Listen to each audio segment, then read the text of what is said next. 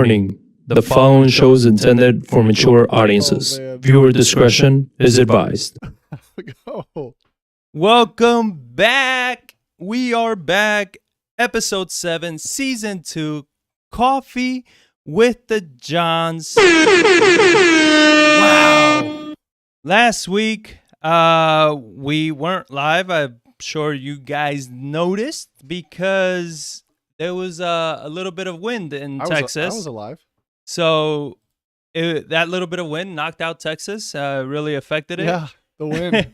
Or the lack of wind because the wind turbines froze up. And those cheesy jokes are going to be all day, apparently.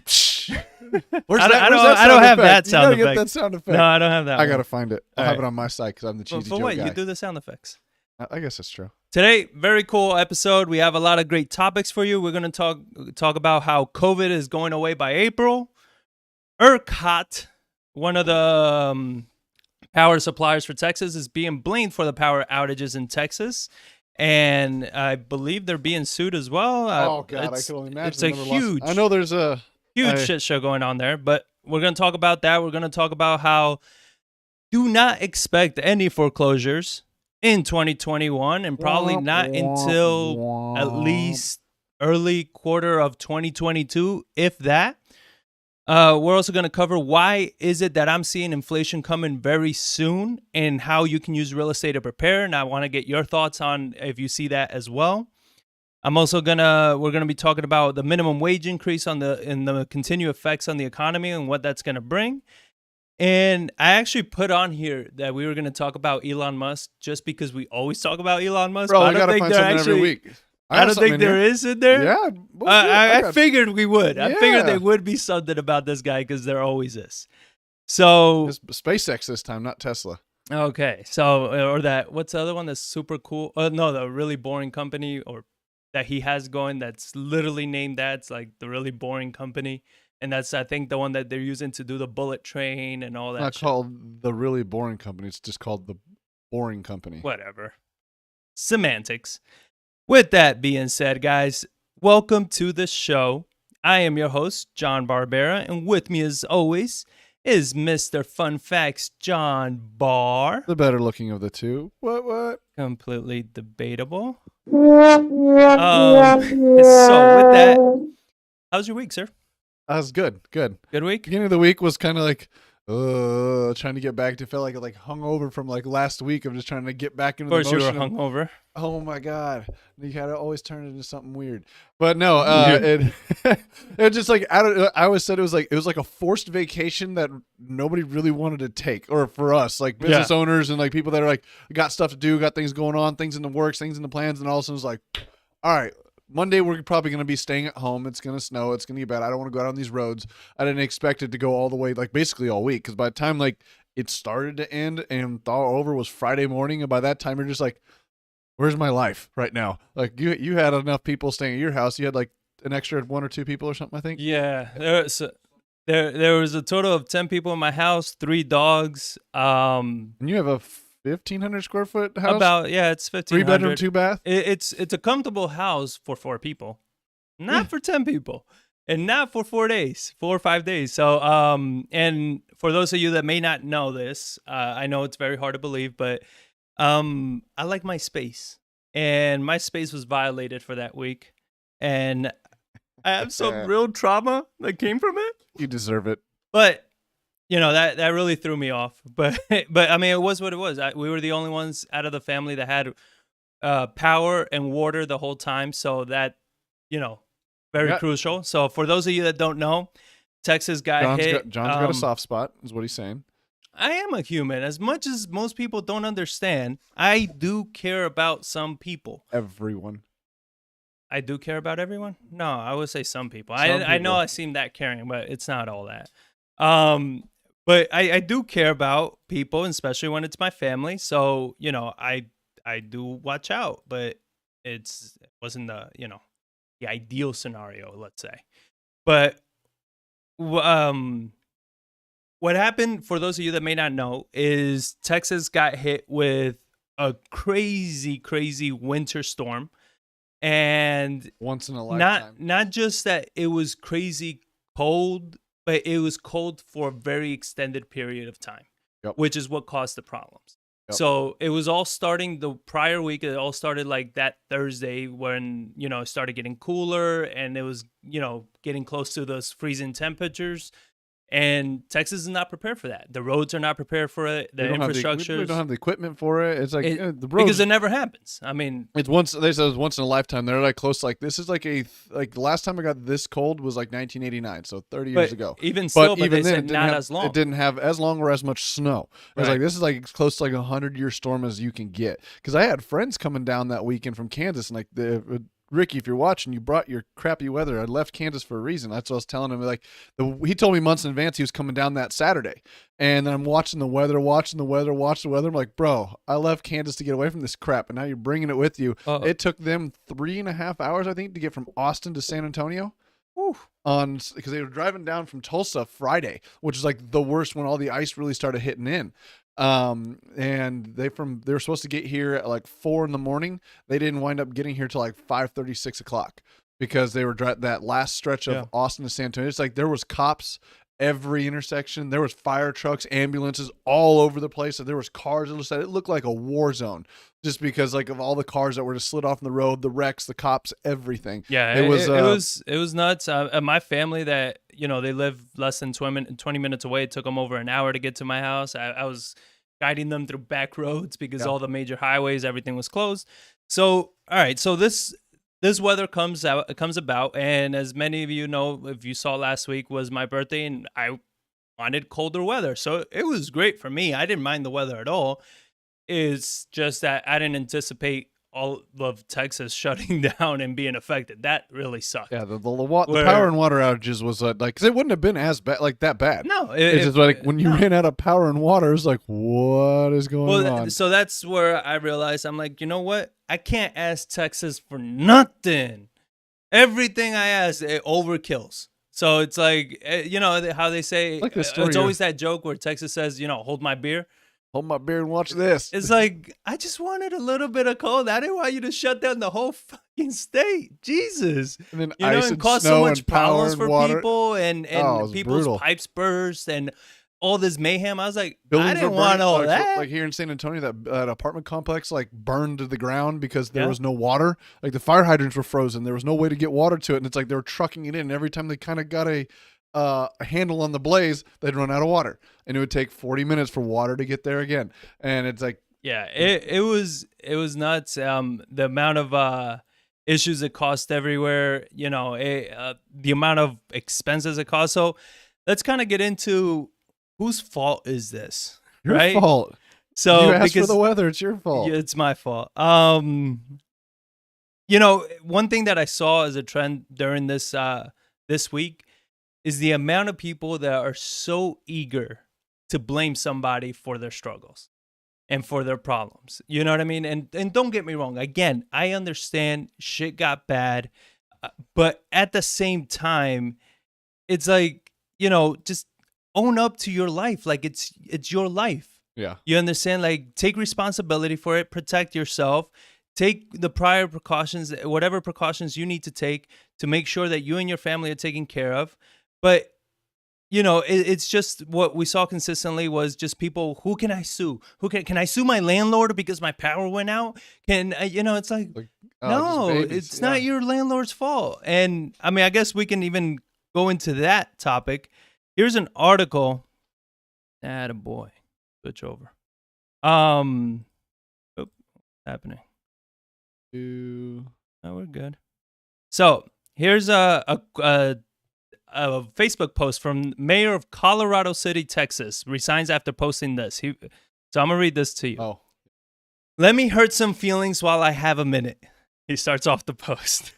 You know what's going to be good when you read that? Like, I'm going to hurt some feelings, but it's like, ooh. So he says, no one owes you, I would imagine nobody owes you or your family anything, nor is it a local government's responsibility to support you during trying times like this. Sink or swim, it's your choice. The city and county, along with power providers or any other service owes you nothing. I'm sick and tired of people looking for a damn handout. If you don't have electricity, you step up and come up with a game plan to keep your family warm and safe. If you have no water, you deal without.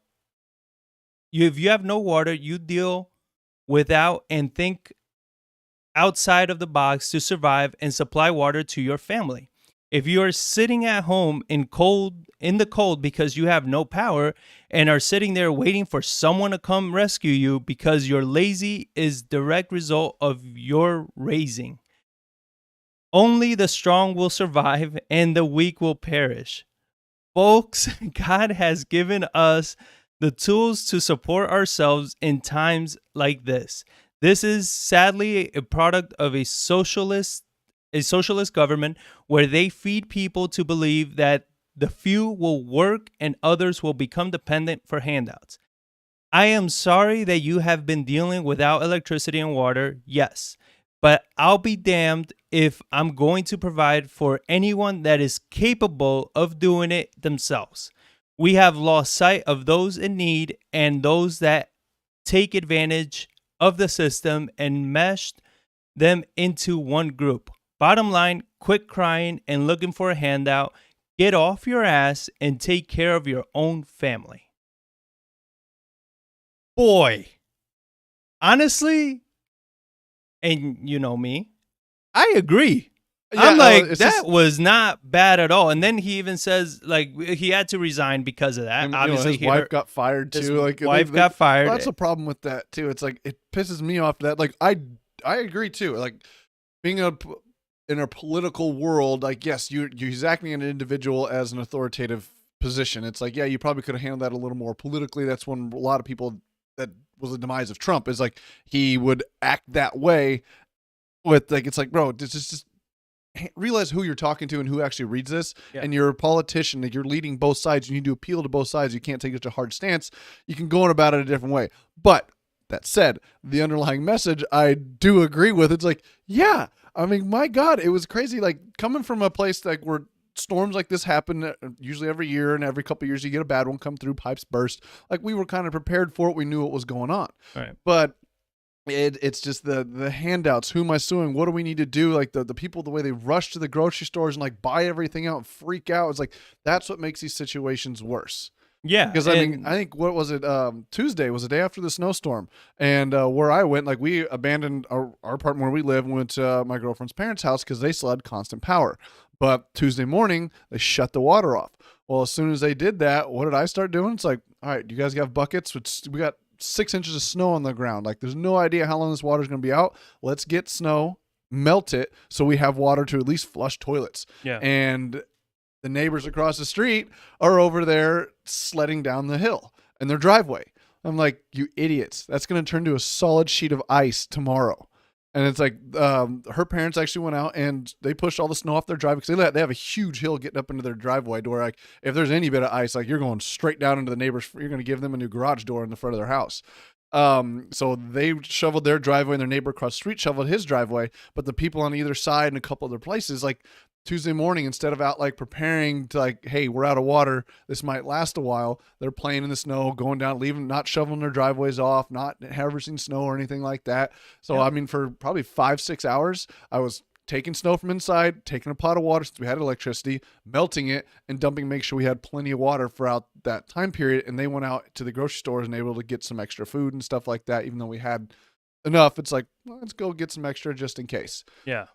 Well, I mean, that's the thing. Like, that's where I agree with him. You know, and obviously people blew this up because it's like everything. You know, how can we make him look like a bigger dick? So it's like, oh, you don't care about the elderly, you don't care about the sick, and it's like, no, you know, I read what he said. He didn't say that. He said those that have the means to, should take care of themselves. He didn't say everybody, including the elderly, screw you all. He didn't say any of that. Yeah. You know, and those are things that you and I have spoke about, and I do agree with what he's saying. It's a lot of the policies and a lot of the things that we keep seeing coming about or trying to come about are to create a dependency on the government. And that's the problem. I heard Robert Kiyosaki say this, I don't know, like 10 years ago. And he says, when seconds matters, help is hours away. Yeah. Right? So when shit like this happens, if you're waiting for somebody to do something for you, yes, you're most likely going to die, right? Because you can't, like, it's just not going to happen. Help can't get to you that quick. Why make yourself so dependent on something that's out of your control? Like, one thing that I look at is I have a family and it's my responsibility to take care of my family. I can't depend on the government or anybody else to come help me. If anything, what I've done is I built great relationships with my neighbors. Yeah. Because guess what? Those are the only people you can count on when shit goes bad. Yeah. You know, you can't get out on the roads. Like, you better really friendly with your neighbors. So that's where, this guy, he did resign because he knew after he said it. He's like, all right. And I was reading the article and everything. The guy, he didn't post up for re-election anyway, way before this. So he knew he was going out. He was He's going like, out anyway. I'm going out on a note that people are going to remember. Yeah. And I mean, you and I, we always talk about how I would not make a good politician because I would be speaking this way. It'd be fun to watch. It'd be fun. Yeah. For all of like 2 weeks. But because I believe in being more direct, because I don't do it with any malice. I don't do it hoping, I want to hurt people's feelings and I want people to lose. It's not with that. It's just, I want you to take care of yourself because I don't want you to struggle. Like when COVID happened, all the run went on the restaurant, not on the restaurants, on the supermarkets and everything like that. What we started doing with my wife is we started prepping. We're like, look, let's at least try to secure a month of food. We have frozen food, we have canned food, everything, things that won't spoil.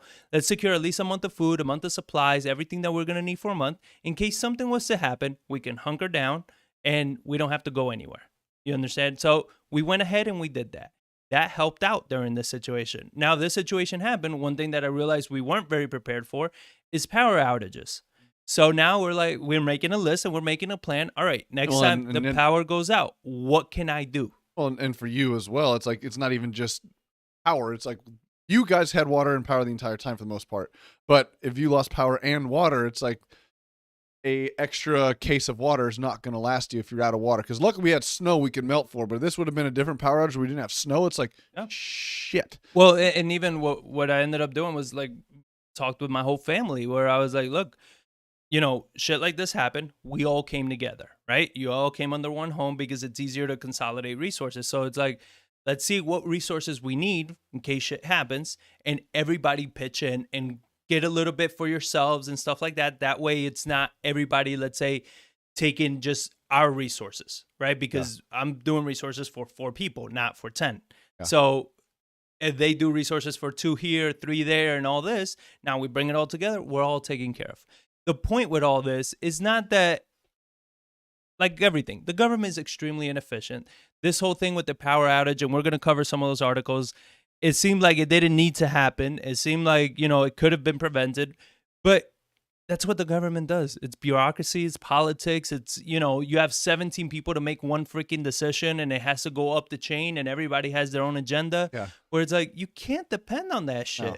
You can't depend on the inefficiencies of government. No. So what he said, even though it was, like you said, it was poorly delivered, right? It was very poorly delivered. Well, now that you told me he was ready to resign and everything, it's like, well, he probably did it exactly how he wanted because to. Because if he probably would have delivered it correctly, we wouldn't have heard of it. And then it just wouldn't have been as impactful. Yeah. Because now that he said it the way he did, we're talking about it. Other people are talking about it. They heard about it. It probably's gone outside of Texas and their local community, what you never would have done.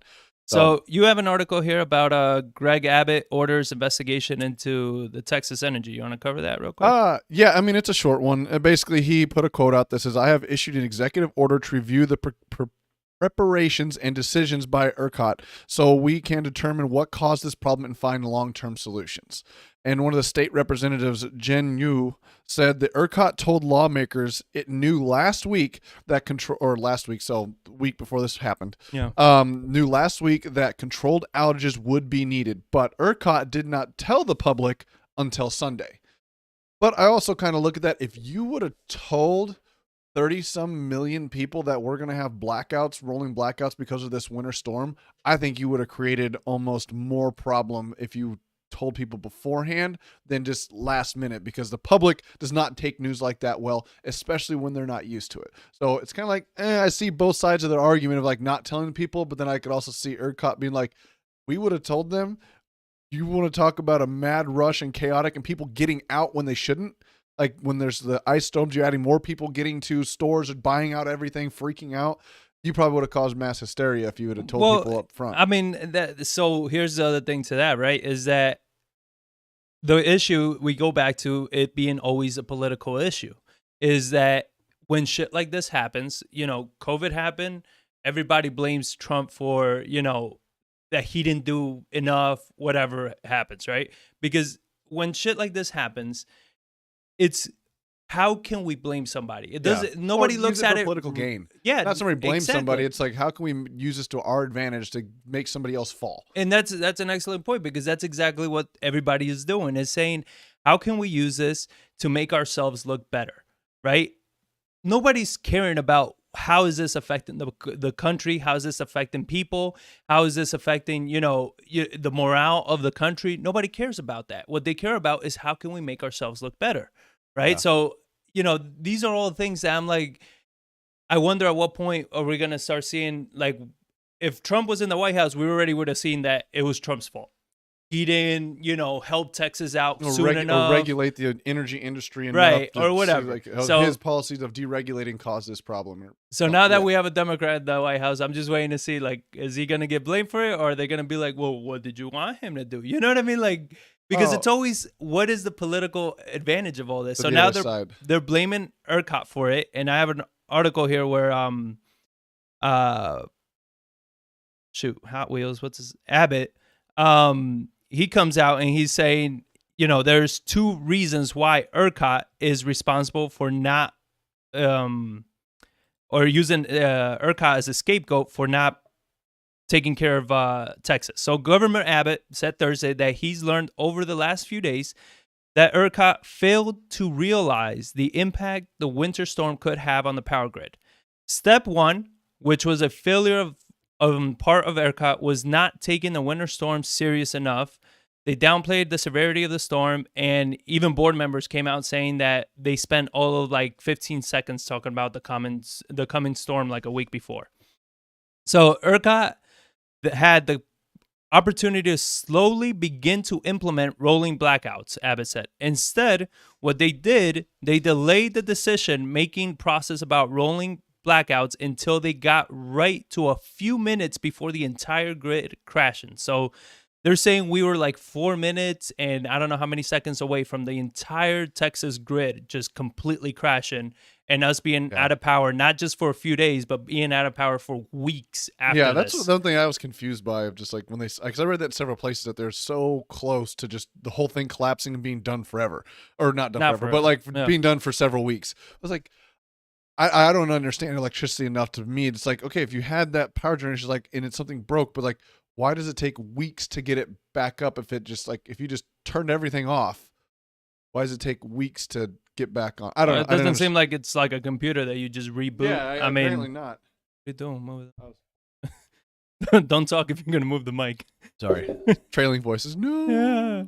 So, going back to the article, so he says Ercot had the opportunity, the blackouts, blah blah blah, and they did the equivalent of slamming on the brakes while driving on ice, and it led to a collision that not only shut down multiple thousands of megawatts, but in doing so, that it was led to the immediate additional shutdown of other megawatts of generation power. We were solving problems, but I think we should have been talking more to people about what this was starting to look like, Magnus said. Magnus is the CEO of Ercot. What we did not anticipate was losing, up to 48% of generation available on Monday night, and that is on us. So he's taking ownership, and then Governor Abbott said Texas lawmakers will work for as long as it takes this year to overhaul Ercot and the state's electric grid. There is no longer going to be this is no longer going to be a suggestion. This is going to be a mandate, Abbott said. this legislative session is not going to end until we both mandate and fully fund the winterization, and I'll add the summerization of our grid. We never again can allow power to go out in the state of Texas. So, I mean, that is great to hear, right? Yeah. You know, it's really positive and everything if it gets done. But I'm in the same position as you are. Like we're not engineers. We're not, you know, we don't understand these things. Yeah, I didn't feel like becoming an engineer this week either. So I don't understand how it is. One thing that I have read a few times is that, you know, that we don't have the ability to bring in power from outside of Texas. Like we're set up to generate our own, consume our own, and distribute, but not necessarily to bring in. So when our grids fall, we don't have the options. And that was it. And like, I have an article in here. I don't remember which one it is. One of the two, talking about them. I mean, I have two articles. The Texas grid failure ignites feud over Republicans' oversight of the energy sector, and then another one is a political making of Texas power outage. They kind of combine and run together. But one of them was the Wall Street Journal did an article and a study, and this was the response from him. So the problem is Texas over-reliance on wind power that has left the grid more vulnerable to bad weather. Half of wind turbines froze last week, causing wind's share of energy to plunge to 8% from 42%. Power prices in the wholesale market spiked, and grid regulators on Friday warned of rolling blackouts. Natural gas and coal generations ramped up to cover the supply gap, but couldn't meet the surging demand for electricity, which half of households rely on for heating. Even as families powered up their gas furnaces,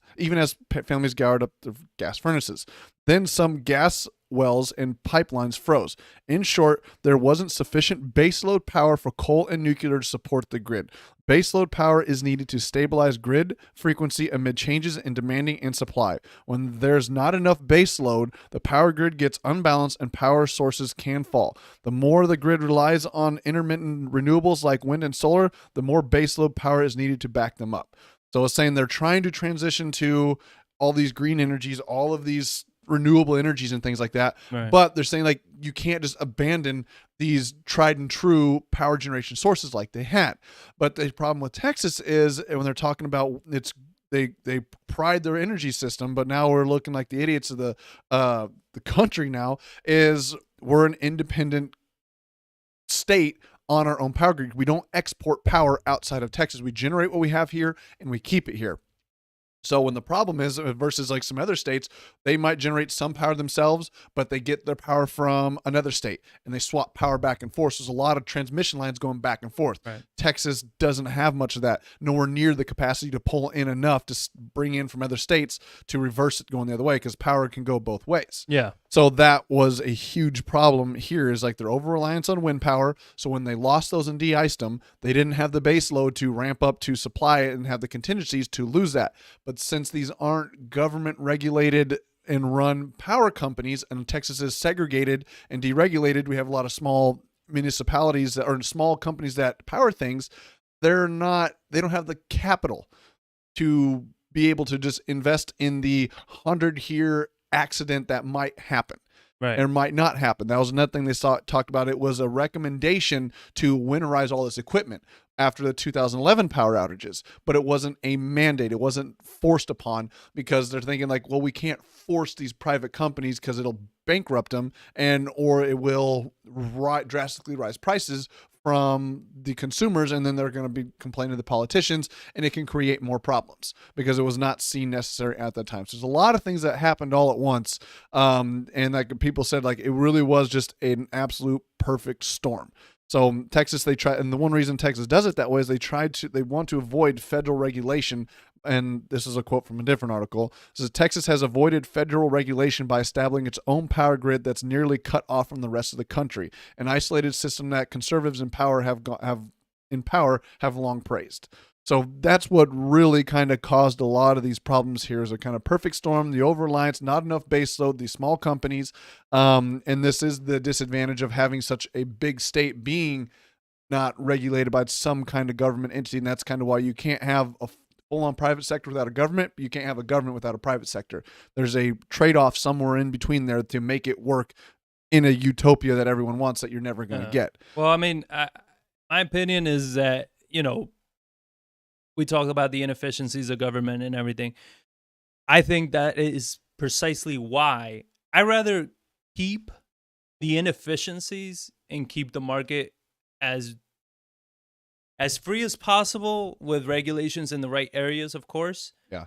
But at the same time, this is why you need to fend for yourself and have some plans in place. Oh, 100%. Because when shit like this happens, you can't have it both ways, right? Yep. You can't have like, hey, get your hands out of my pocket, let me live my life. And then when shit gets uncomfortable, where are you? Why are you not helping me?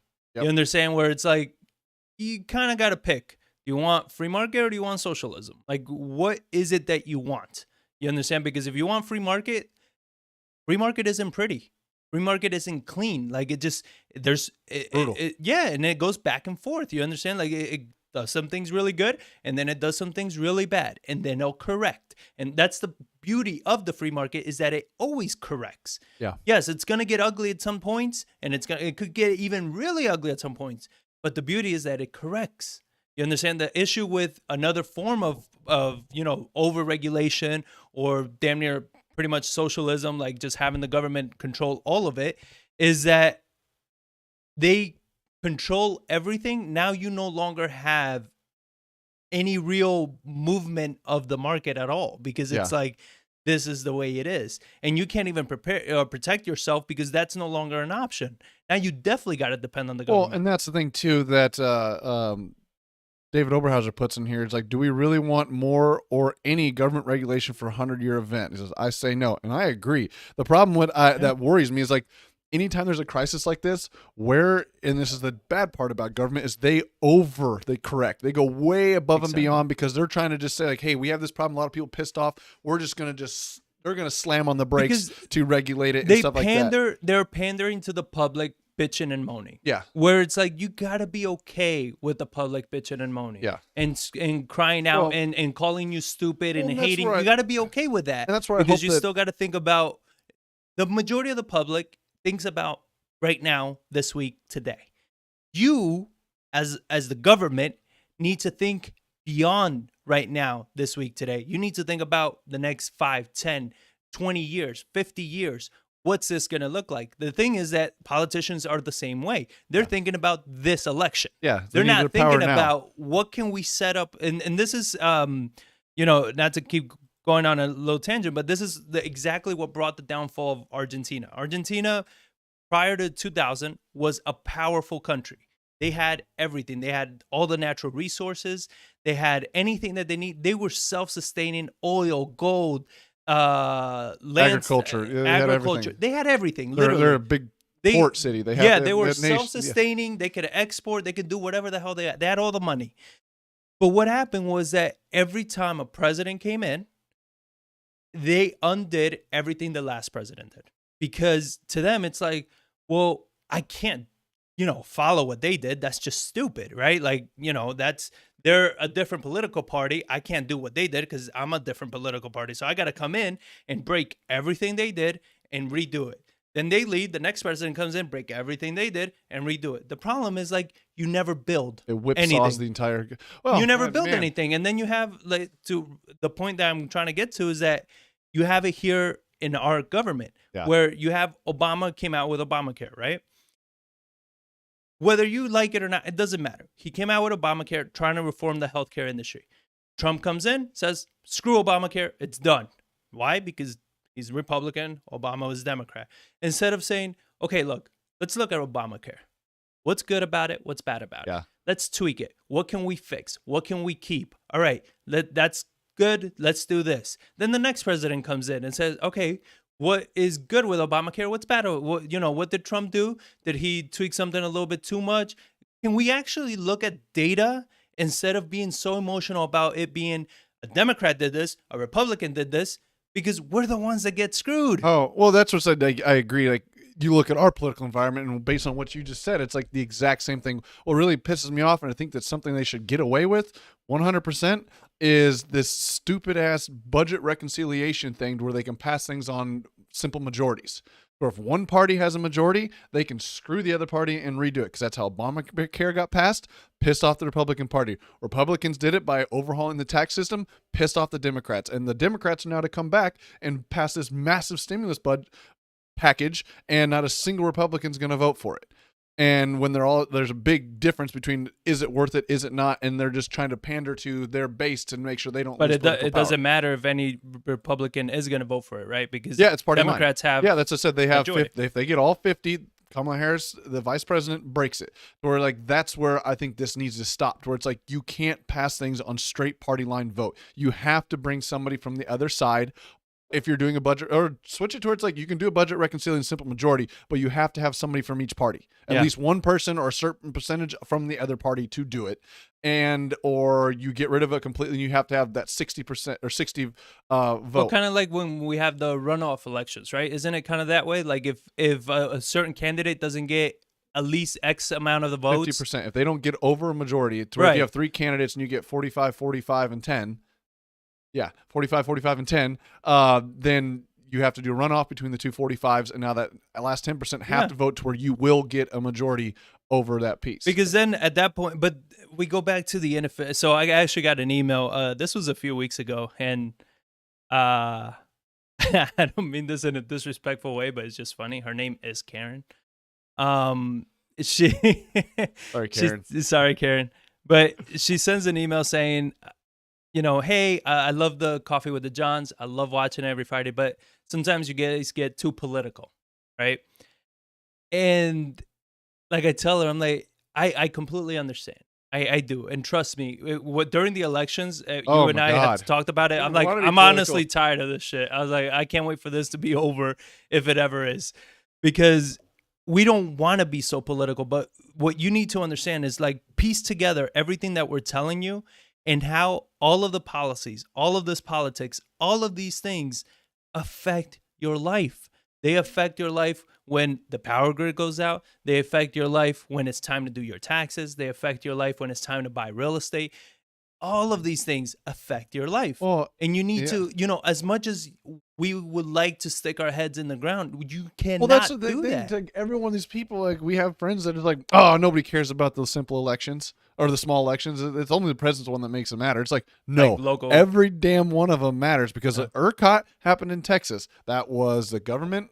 Like it was our government, our local municipalities. Because I know I had an article in here somewhere like Nuremberg, when he got under, he pushed and got one of our major coal plants shut down. I was going to ask you about that because I saw that you put. I don't know winter the whole. freeze I don't damage. want to quote that aspect of it, but he was it might have already been on its way out when they shut it down or whatnot, or it might have been somebody trying to use it for political gain. It was a quick article and it didn't go into too much depth, and it was all about Nuremberg shut it down. But he did obviously have a playing part, because he was quoted saying we need to transition away from this stuff. We need to get rid of coal, and it starts by shutting down this plant. It could have been outdated already. And it's that, right? Like nobody is arguing against green energy. You know, at least. I would hope nobody's arguing against green energy because it's green energy, right?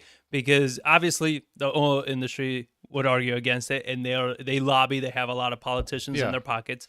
But we all want green energy. We all want a clean earth. We all want to live in a polluted climate. You understand? Like we all want the earth to keep going and not end and all this. And well, I don't know. They keep moving the deadline when the earth is going to end. But you know. We all want the earth to be nice and healthy, right? But then at the same time, we still got to be smart about and understand that's like in Spain. When I was living in Spain, I was living there during the 2008 crash.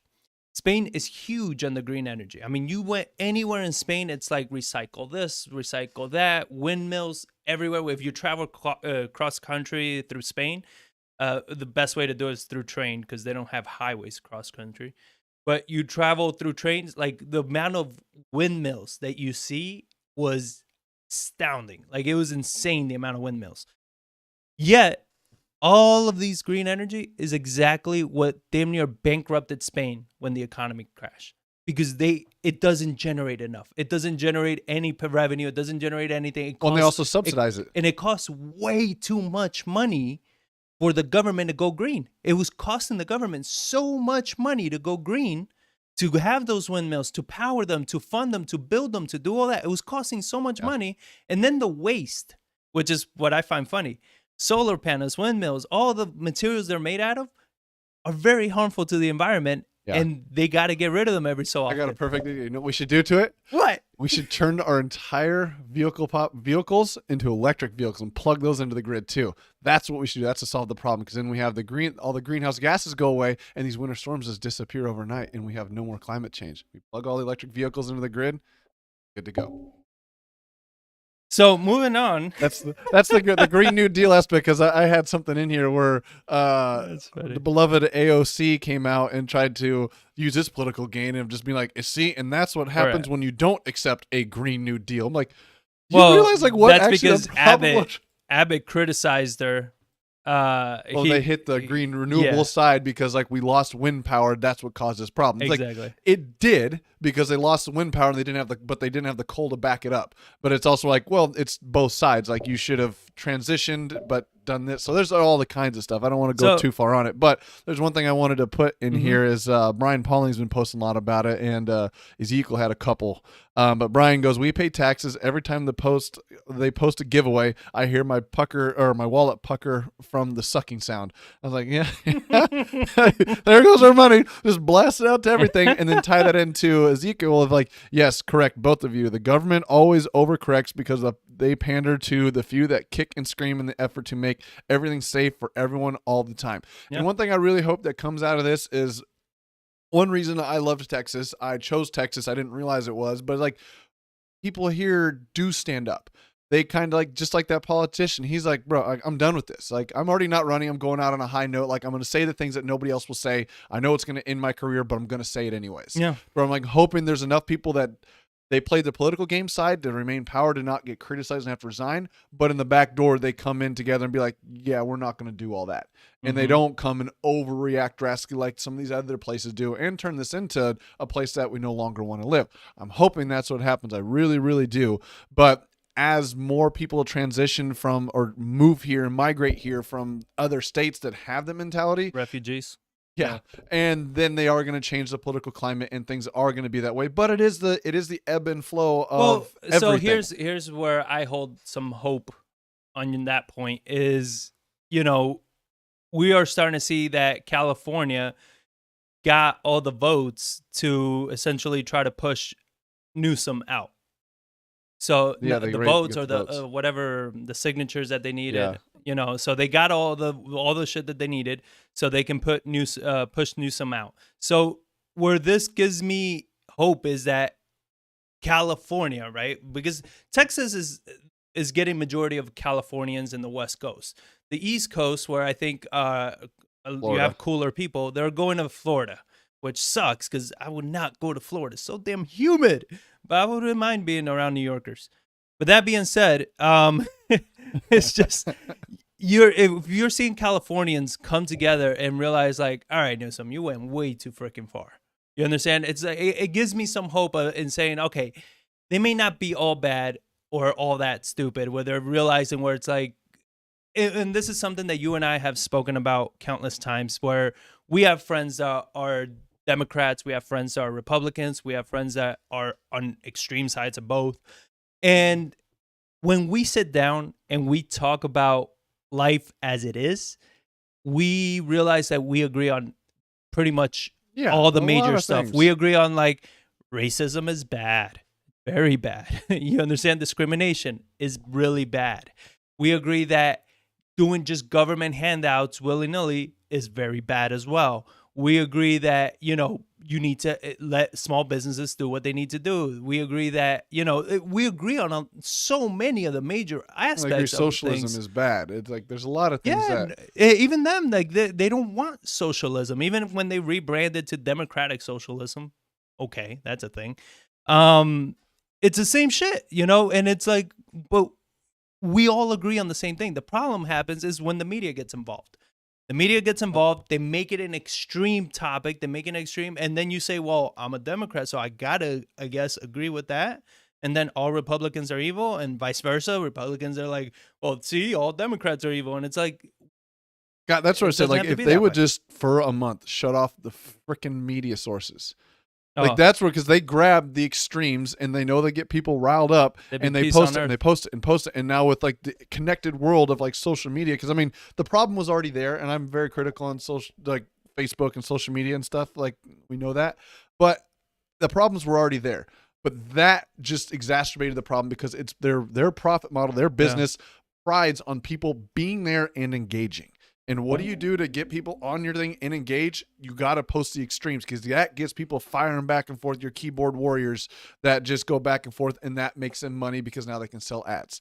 So that, I think, is a huge problem, is our media environment that we've created and how their profit models are set up. They're incentivized to create people being pissed off. Of course. And then when you do it on such a huge scale all the time, where you can't get a break from it because these freaking cell phones, everyone's on Facebook following that stuff, you get people further and further and further on the extremes, or to where now you have these massive companies just canceling people. Yeah. They're just like, you know what? We're big enough. We're more of a corporate state run government thing now, where nobody's going to tell us no.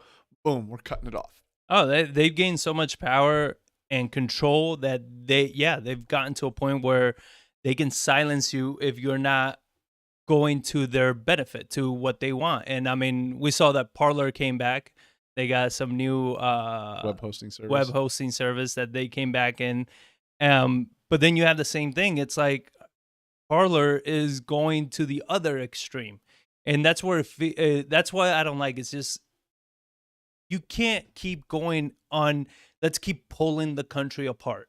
You understand? Let's keep, getting more people away from each other and against each other, where it's like, even Facebook has gotten so terrible with, they even came out pretty much saying that we want only happy stuff on our platform. You understand? Like anything that's politics, anything that's news, anything like that. Unless you're a massive corporation, then you get it put on there and they get the revenue from them. But you're small guys like us, like, oh, no, you guys can't put it on there. Exactly. So, but we only want happy news. We want entertainment. We want this. And it's like, do you not understand that that's where most people do get their news now, is from social media? So it's like, why are you limiting freedom of speech pretty much? Yeah. You understand? Like, I think they need to come out with, like I said before, they need to come out with a form of rating system or credibility system. And I'm sure they have the AI and the capabilities to do so, where they can let people post whatever the hell they want.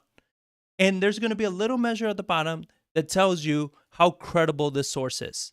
You understand? So it's like, hey, here's somebody that's posting about this, but, they're 20% full of shit, right? So it's like, all right, you can take it for what you want. You understand? Let people decide what it is, what they want to do, instead of, no, we need to babysit and control what you consume, so we keep a kumbaya kind of environment, because it's like, no, you're manipulating people. You're manipulating what they see. You're manipulating everything. And before, it's like, it was the algorithm, right? You would see whatever you kept looking at. Yeah. That was one thing. Okay, fine. But now it's like, no, it's not even the algorithm. Now it's what we want you to see is what you're going to see. Yeah. And that's a scary thought. It is very scary, because it's like, now freedom of speech is no longer free. And you say, well, you don't have to use Facebook. Well, you're doing it everywhere, though. Google, Facebook, Apple, Amazon even. So you're shutting down freedom of speech. You're shutting down all the avenues, aside from you being able to just go outside and hold a sign, which I'm sure you'll probably get arrested too. It's like, what else is there? You can't speak anywhere now.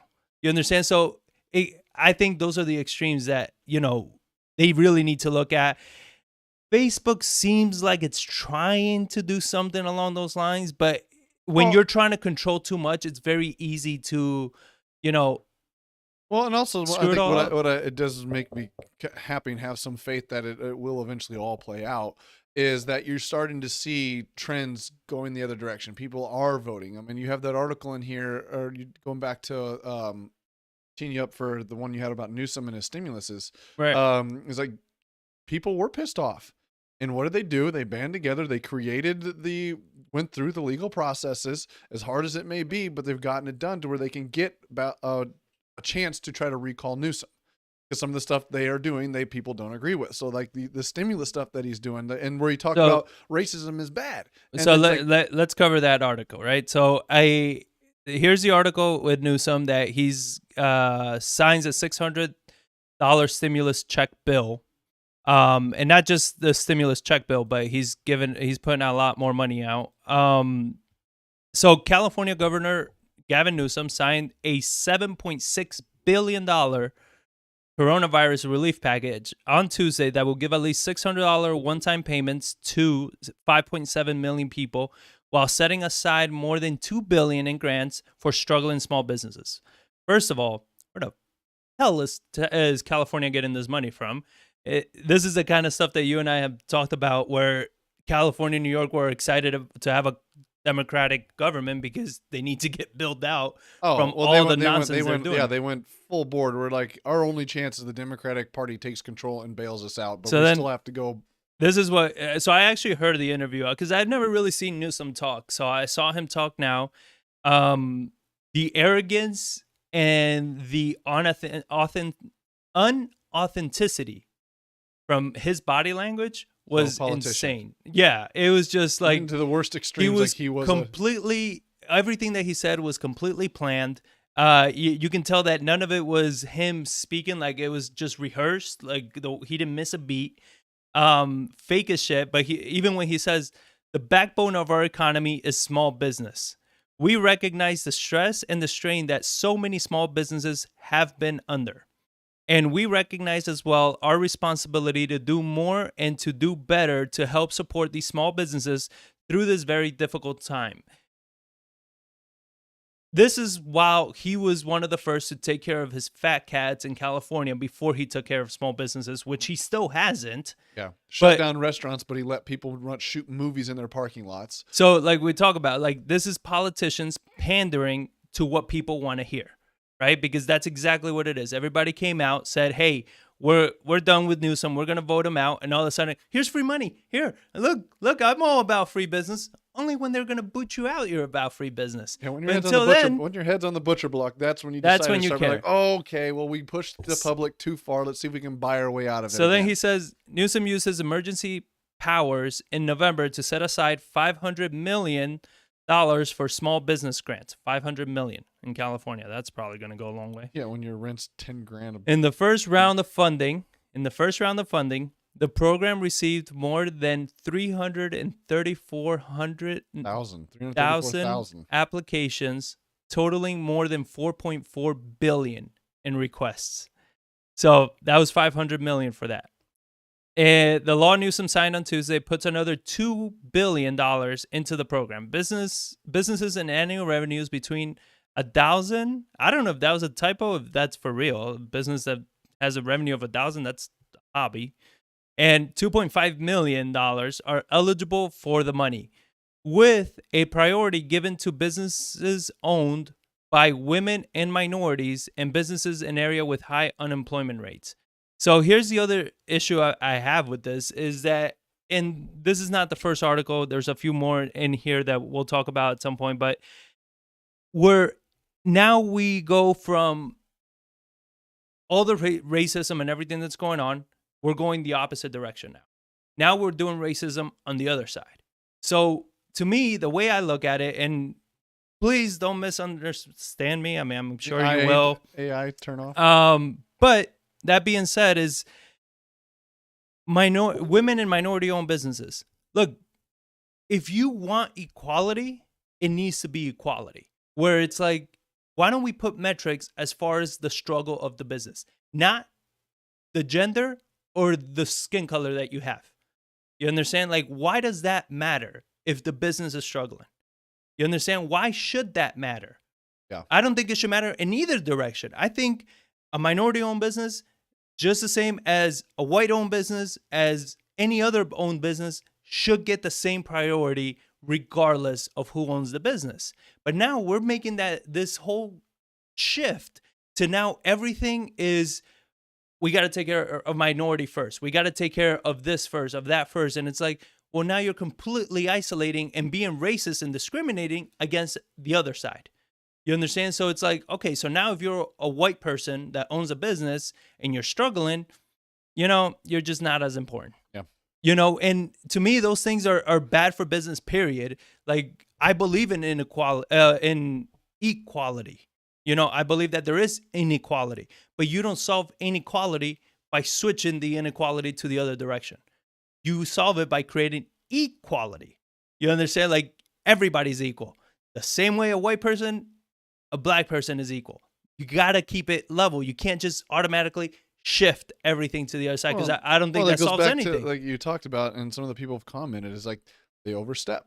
They go from one extreme to the the opposite side extreme. Like, oh, well, we got to go this way.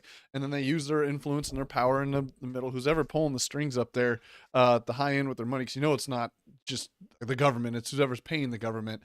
The global elites that are just sitting back laughing at it, because once people get pissed. Oh, you and your conspiracy theories. Oh, my God.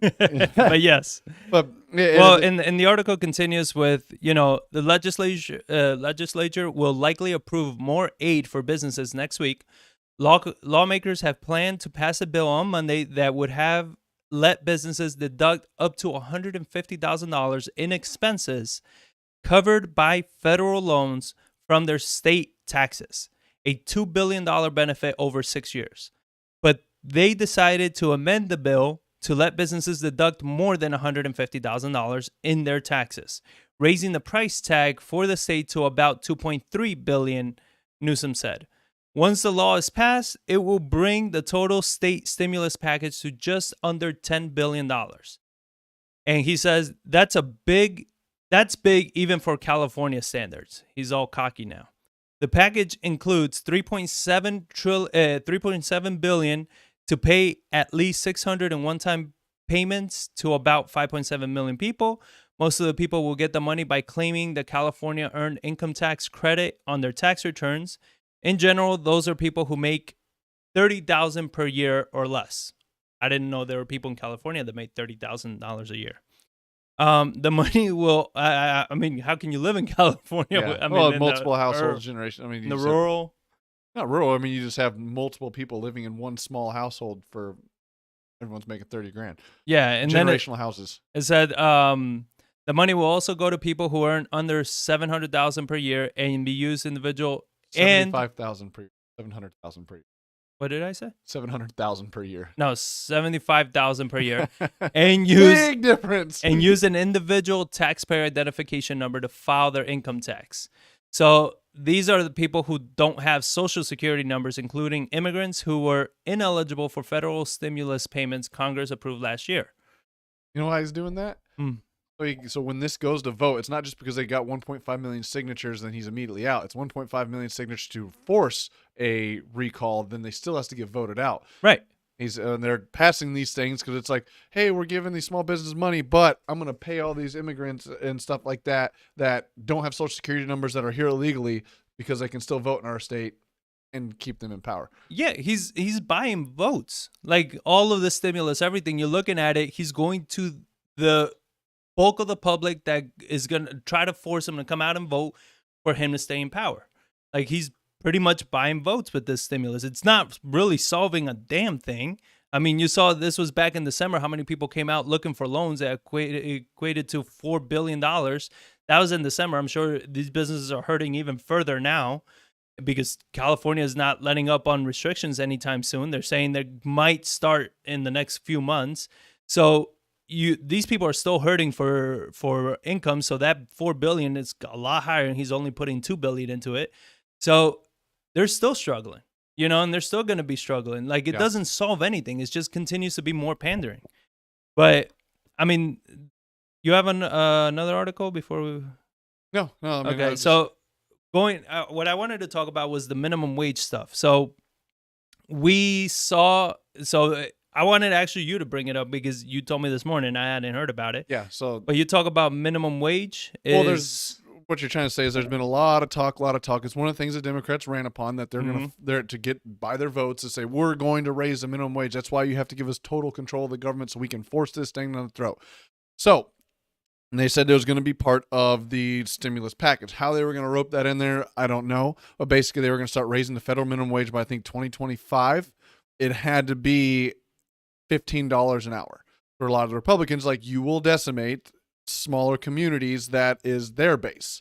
And I agree, coming from a small little town, if you raise $15 minimum wage, where it's like people could barely afford to go out to eat at the restaurants as it was because of food costs, living costs, everything else. Now they have to pay people $15 an hour. They're out of business overnight because nobody's going to go there to eat because they'll be like, I can't afford a pizza for $45. I can go to the grocery store and get DiGiorno's for $5. Yeah. But that's what's going to happen. But they just came out yesterday, and the Senate parliamentarian Elizabeth McDonough ruled the provision does not comply with the rules governing budget reconciliation, the process that enables Democrats to pass the rescue package without GOP votes. So that's the kind of thing I've been going on, is like, major legislation requires 60 votes in order to change. But the way they were able to pass Obamacare, the tax cuts, and now this stimulus package is quote unquote doing budget reconciliation. So it's something that relates straight to the budget of the federal government. They can reconcile based on a 50-50 vote. And that's the thing I think they should just get away from. Yeah. But that's how they're passing this package. If they don't have 50 votes, they're going to go through. But this governing body is the one that determines what considers budget reconciliation and doesn't meet the qualifications. And this body just came out yesterday and said the federal minimum wage hike you're trying to do does not meet the qualifications. Therefore, you have to pass that on a separate bill that now requires 60 votes to change it. So it means they got to get 10 Republicans to vote with them in order to make the change, which my thing is good luck on getting that changed. So that's because a lot of them have come out. I mean, they would have had problems anyways, because even I think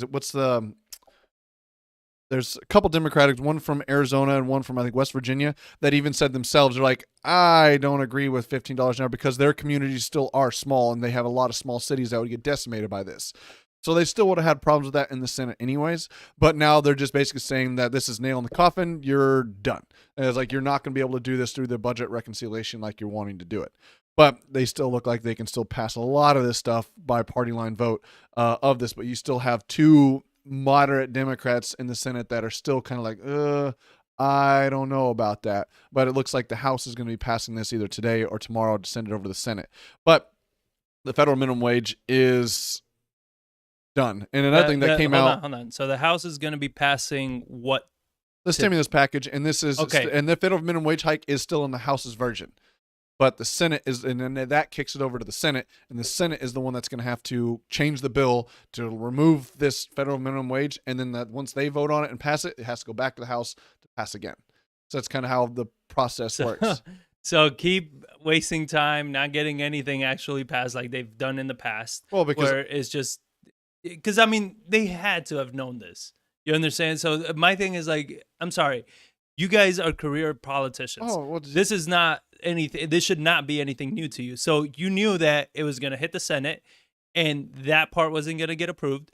And now the Senate needs to, modify the bill and send it back to you. So, you know what I mean? Like, oh, why do you think you haven't heard in the news? Like, God, when this first thing was in, Trump was in action? Because, I mean, the media hated Trump. Both, all major outlets, they hated him. So they focused on every negative thing that they're doing that they could find. But you look now, and it's kind of like, hey, everybody, impeachment trial. Look over here, buying us time to do this stuff because they know they don't have the support from even their Democrats. Yeah. Because they've come out and like what is his name? I can't find it. But he even came out, the West Virginia guy, the more moderate one, he's like, these numbers seem very large that you're going to bail out these blue states with, like the state and local governments. Like, that is a lot of money, to where he's even showing opposition to this. But that media kind of tampered that. So behind the scenes, they've been trying to figure out how they can get enough votes to pass this in the Senate. But they're not putting it in the media. They're saying, look at these other things. Look at here. We're doing all this stuff, wasting time to see if we can get these things done, because they're still trying to pander to their base that voted them in the power to try to come up with as much promises. So come 2020, and after the election, you saw how many houses they lost in how many seats they lost in the House. Yeah. That they're worried. They're like, man, if that trend continues and we don't do this in 2022, we're going to lose the House. They're going to lose power. And they're going to be in the same situation as the last administration was. So they're trying to figure this stuff out behind the scenes. But one thing that did help this bill get really shot down to where realizing it was a bad idea, as the Congressional Budget Office estimated that the bill would raising the federal pay floor to the threshold by 2025, then index future hikes to inflation. It would lift 900,000 people out of poverty. So that's good. 900,000 people come out of poverty, but cost 1.4 million jobs in the economy. So it's like, okay, great. 900,000 get lifted out of poverty, 1.4 lose their jobs. So they're not saying they're going to fall into poverty, but they lose their jobs. And now they have to be retooled and re-educated into other forms of the economy to where like, And hey, this was actually a study by the government. It was what's the organization was CBO. Senate Budget Office. Yeah, the Congressional Budget Office. Congressional Budget Office. They're the ones that did the study, and pretty much like all of the shit points to like, yeah, it's not that good. Not in three, because whatever, 2021, they passed that thing in 4 years. You're going to go from $7.25 to $15 an hour. Well, they were gonna do like 10. It was gonna jump to $10 like damn near instantly, and then it was gonna incrementally go to like $15. And you know, these are the kind of things that what drives my thought of what I wanted to talk about is why we're gonna see inflation. Yeah. Right. So you force federal minimum wage to go up to $15. It's gonna take 900,000 people out of poverty, supposedly. 100,000. Okay, 900,000 people out of poverty, or whatever stupid metrics they use for that. You increase minimum wage, you pay people more money. All it's gonna do is cause prices to go up. That's all that's gonna do.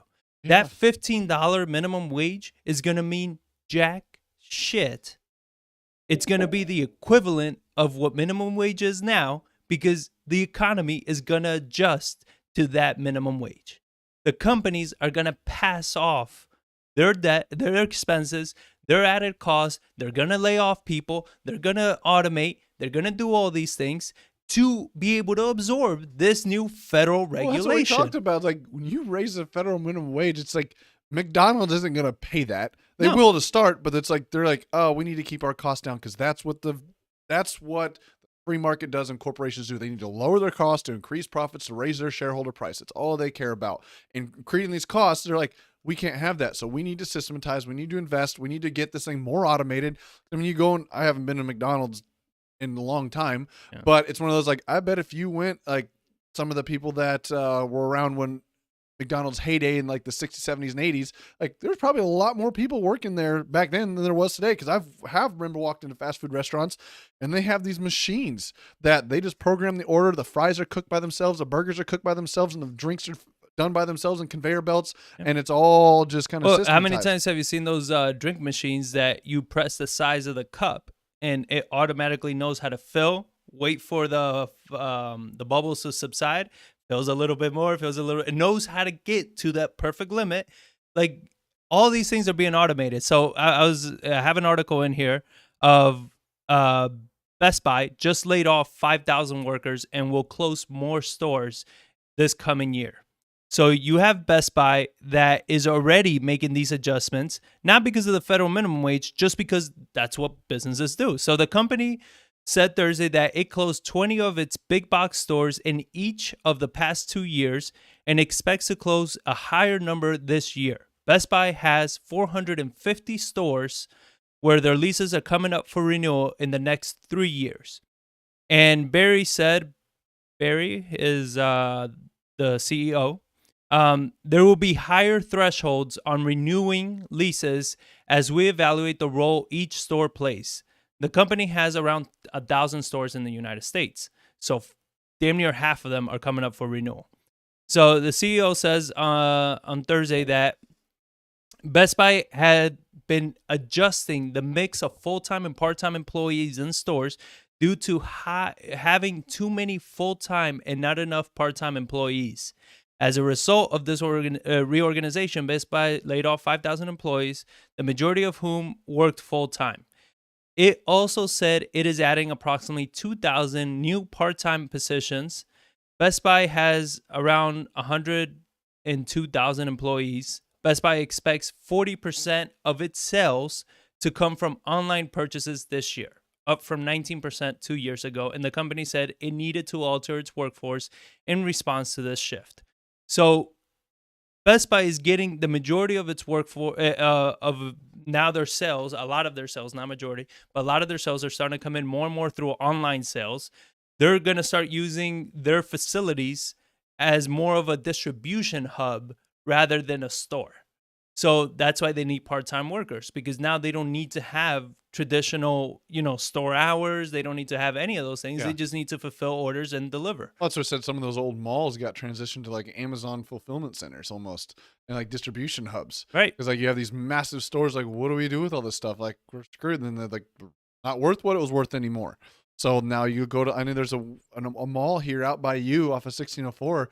I remember just driving along that sucker, and it's like you look over, and it's like, good Lord, there had to have been 200 Amazon vans parked in that parking lot. Oh, yeah. And it's like, my God, like, what do they do? It's using it as a giant parking lot, but it turned out it's a form of distribution center that they're using. It's a massive mall that's just been like damn near vacated since this whole thing happened. It struggled since it opened, but I've never been inside that mall. Like, I don't even know what's over there. Like, because you have the Forum right next to it. So, like, why would you go to? Let's just say every time I went, even pre-crisis, there was always parking. Front row, baby. Yeah, it was always parking. But then we also have now, and this is where all of these articles are leading to. So now you have Walmart. It's going to hike its wages for 425,000 workers to above $15 an hour. All right. So Walmart is already doing these hikes. Let's see. Walmart said that the minimum starting wage for workers will remain at $11 an hour. Its U.S. workforce numbers about 1.5 million people, making it the nation's largest private employer.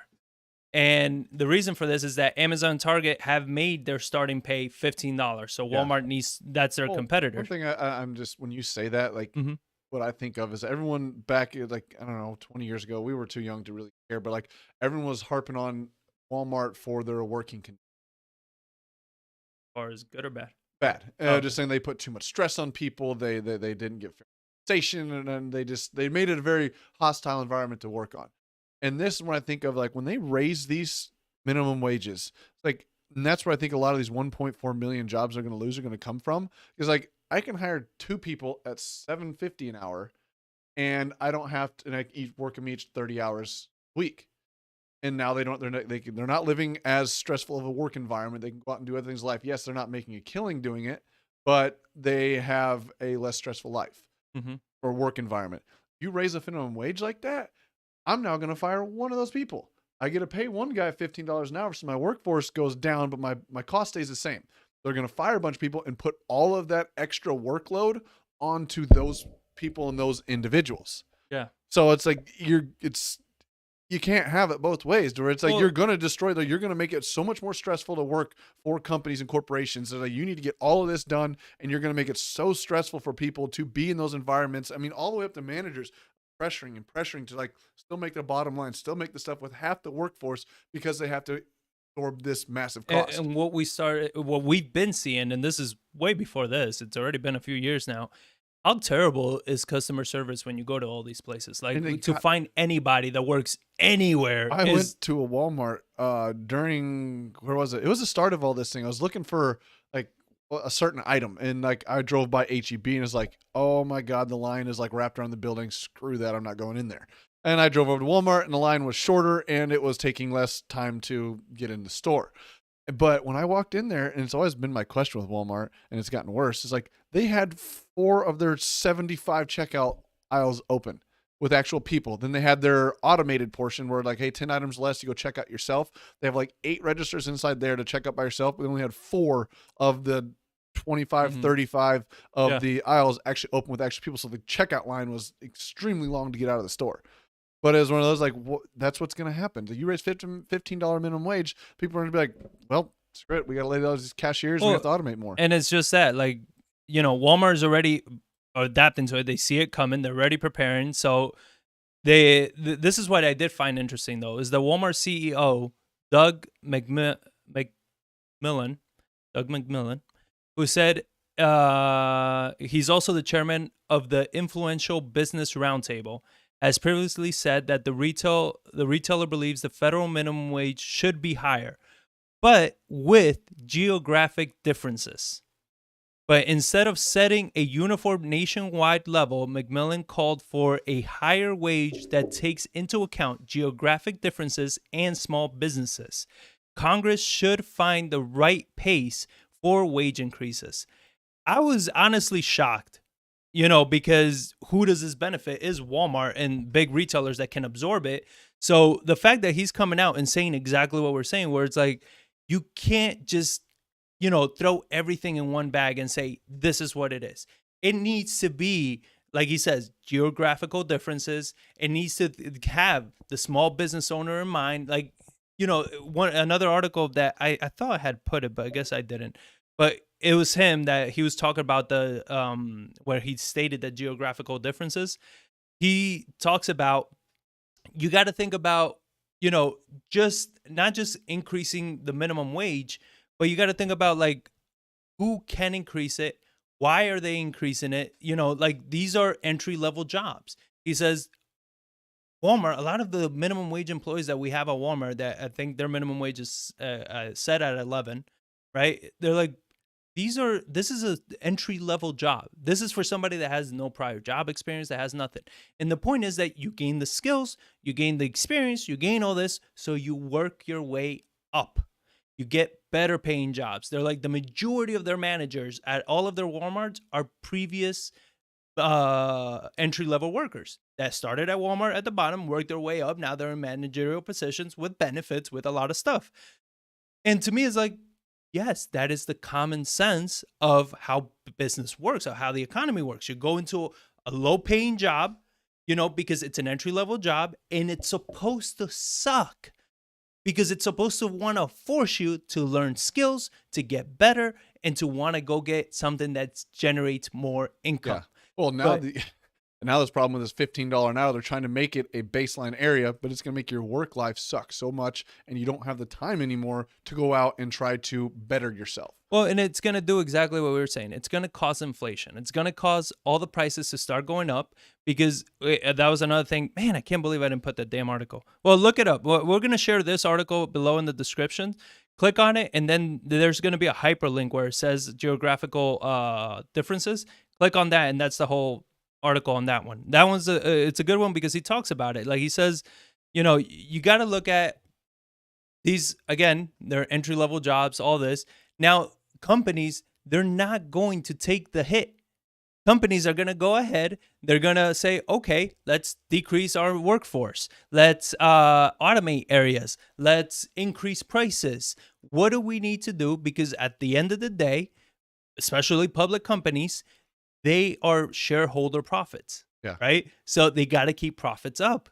So it's going to increase prices on consumer goods. It's going to increase everything. Now, $15, it's going to get you what, $8, $9 an hour now is getting you.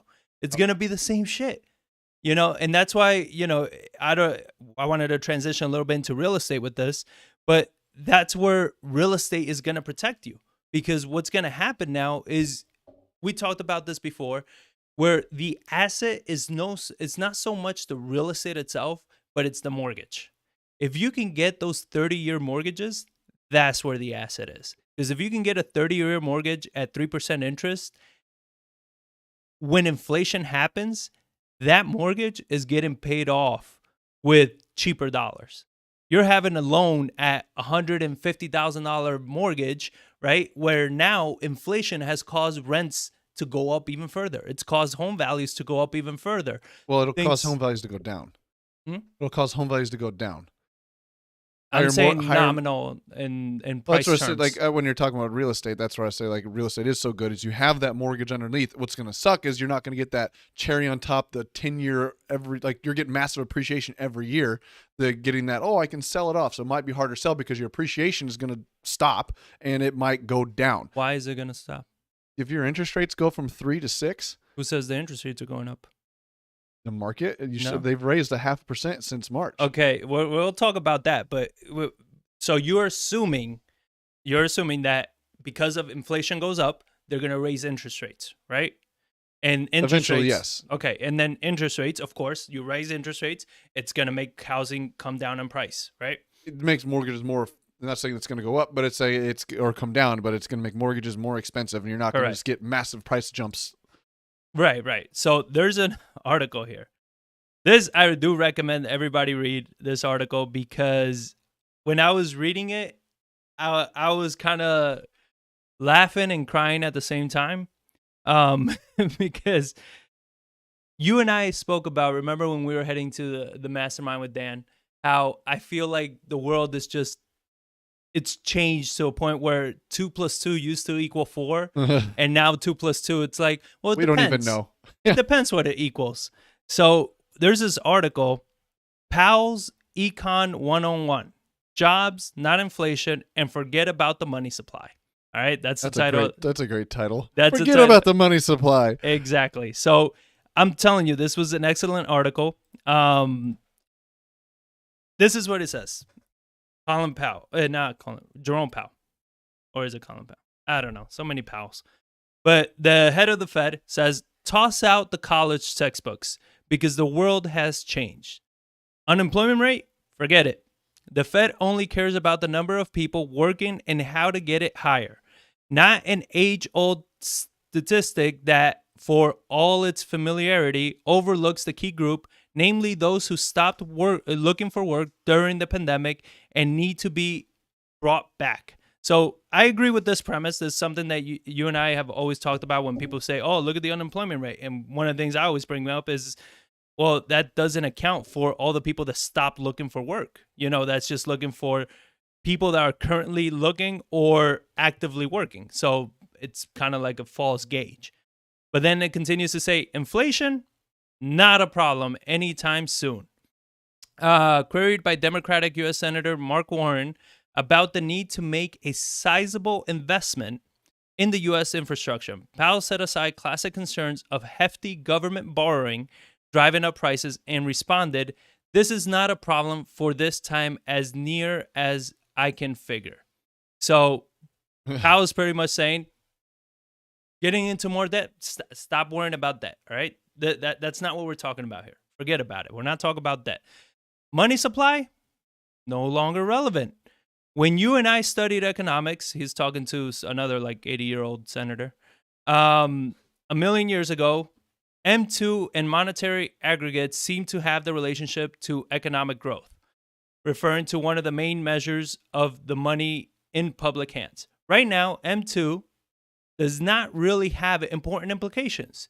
It is something we have to unlearn, I guess. I guess we'll just give everybody money and see if it works, I guess. There has been a lot of unlearning these days at the Fed and the Economic Academy on everything from basic economic relationships to the hazards or not of mountainous government debt. Even before the pandemic, the central bank was reassessing one of its core ideas, that when the unemployment rate was low, inflation would be high and vice versa. So that's going to your point. The concept was pretty much thrown overboard as of August. Whatever drives inflation, the Fed concluded. And there is plenty of disagreement about what that is. A low unemployment rate is no longer considered part of it. When the Fed considers its goal of maximum employment these days, Powell said, we don't just mean the unemployment rate, we mean the employment rate, measured against the population as a whole and aspiring to high levels of participation. So, in the article, I mean, it goes on. It's an extensive article. I definitely recommend you guys read it. But pretty much, it's saying, like, we are going to look at whatever measures we need to look at and reframe whatever we need to reframe to keep printing money. Yeah. To keep dumping money in the market. Oh, you talk about that? Stop being silly. You're being so silly. We don't talk about that anymore, right? That doesn't matter. Yeah. Employment, forget about it. Unemployment doesn't matter anymore, okay? That's not important anymore. You know, it's going to a point where it's like, all right, so what measures are we looking at then? Like, well, we're looking at whatever measures keep us printing money, pretty much. I mean, that's, you know, when you read the article, that's exactly what he's saying. Just like say, like, we have to unlearn, I guess. Or the other things were several points where he's like, as near as I can figure. Yeah. I don't know, I guess. The sun rises in the east, I guess. Or we can just flip this around. Or was it the west? Did we have it wrong from the very beginning? It depends where you're standing. Yeah, that was funny. Um, But so- a little inside joke there that we just had. Yeah. But it's just like, yeah, they're gonna do whatever they can to keep relevant, to be like, well, this hasn't broken anything yet. I'm guess. serious, When you like- look at the freaking stock market, what's happening with like Robinhood Yeah. and like these, like it surged another 100% because they changed up the board. It doubled in price again. Or it's like there's so much money flowing around and flying all over the place that it's like.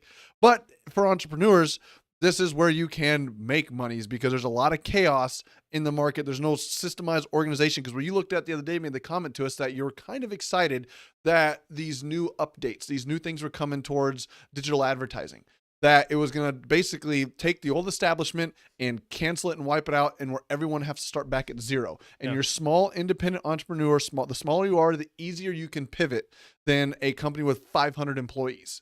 So you can take advantage of the new world, but you have to stay educated. You have to pay attention. You have to understand the basic knowledge of how economy, money, finance, real estate, whatever industry you're in works, so you can find those inefficiencies and take advantage of these massive changes that are going to be coming in the next 10 years You for have sure. to watch Coffee with the Johns. Boom. So Hit that like button, subscribe, and smash that bell. Well, it's not smash the bell. Smash the like button, hit the hit bell. the bell. There Yeah, you go. whatever. But we keep going back to what they're saying is we are getting rid of moral hazard, right? Which is something that I spoke about. I believe it was at the last Coffee with the John. So moral hazard is pretty much, the saying, give a man a fish, he eats for a day. Teach a man to fish, he eats for the rest of his life. Woo, you got it. Got you got it. How long did you practice that in front of the mirror? Eh, How long does it take you to shave your head? Depends how long I left it, but probably about like 5 minutes. I can just picture you just saying it over and over and over, just shaving your head. Teach a man to fish. Teach a man to fish. Slap him with the fish. So it's creating this kind of dependency and this kind of lack of moral hazard where you can take the risk, you can get stupid, increase your debt, just go into ridiculously high debt, don't pay your mortgage, don't pay anything, and everything is okay. So we're going to a point where there's really no repercussions for any bad decisions that you make. And I think it's a very dangerous situation that we're getting into, right? So we see right now, HUD extends COVID-19 forbearance for FHA loans. All right, so now we're gonna finish out this segment with all real estate. We have a lot in the real estate space to talk about. So they're extending the time frame for. I get a drop in Musk at some point in there. Okay, man. We have extending the time frame for homeowners to request the start of a COVID-19 forbearance from their mortgage servicers through June 30th of 2021.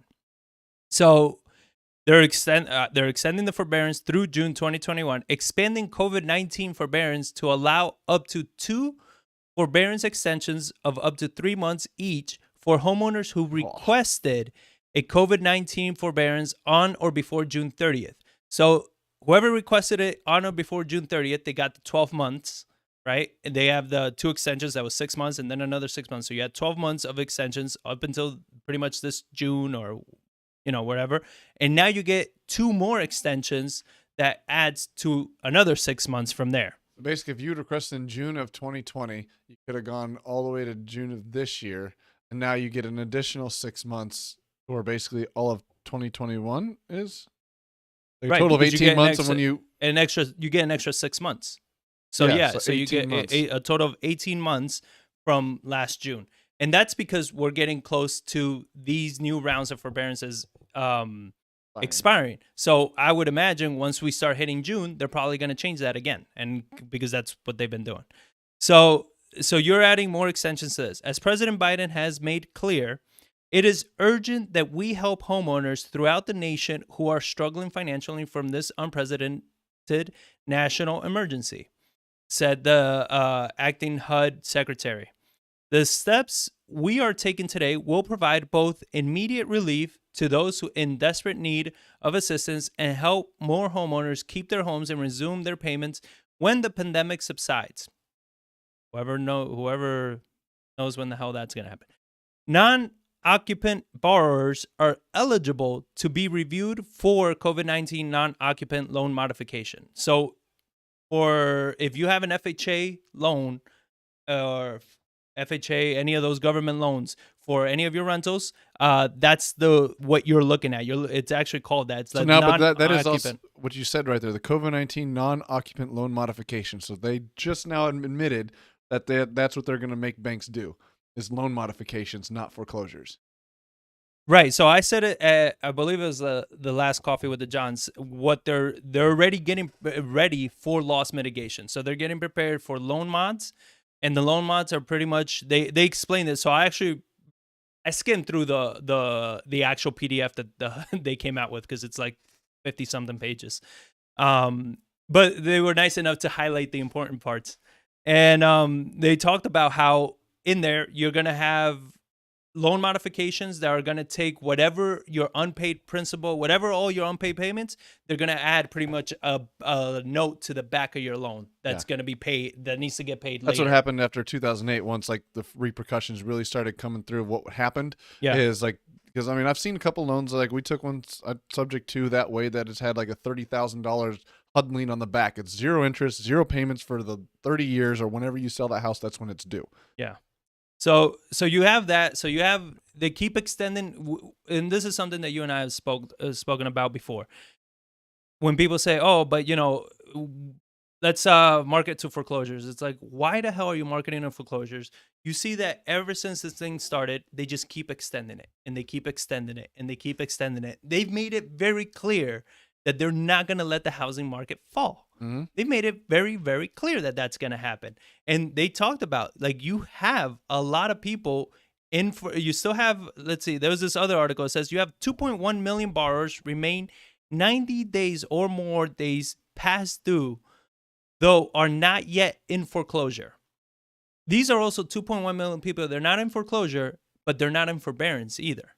So this doesn't include the people that are in forbearance. They're over 90 days late.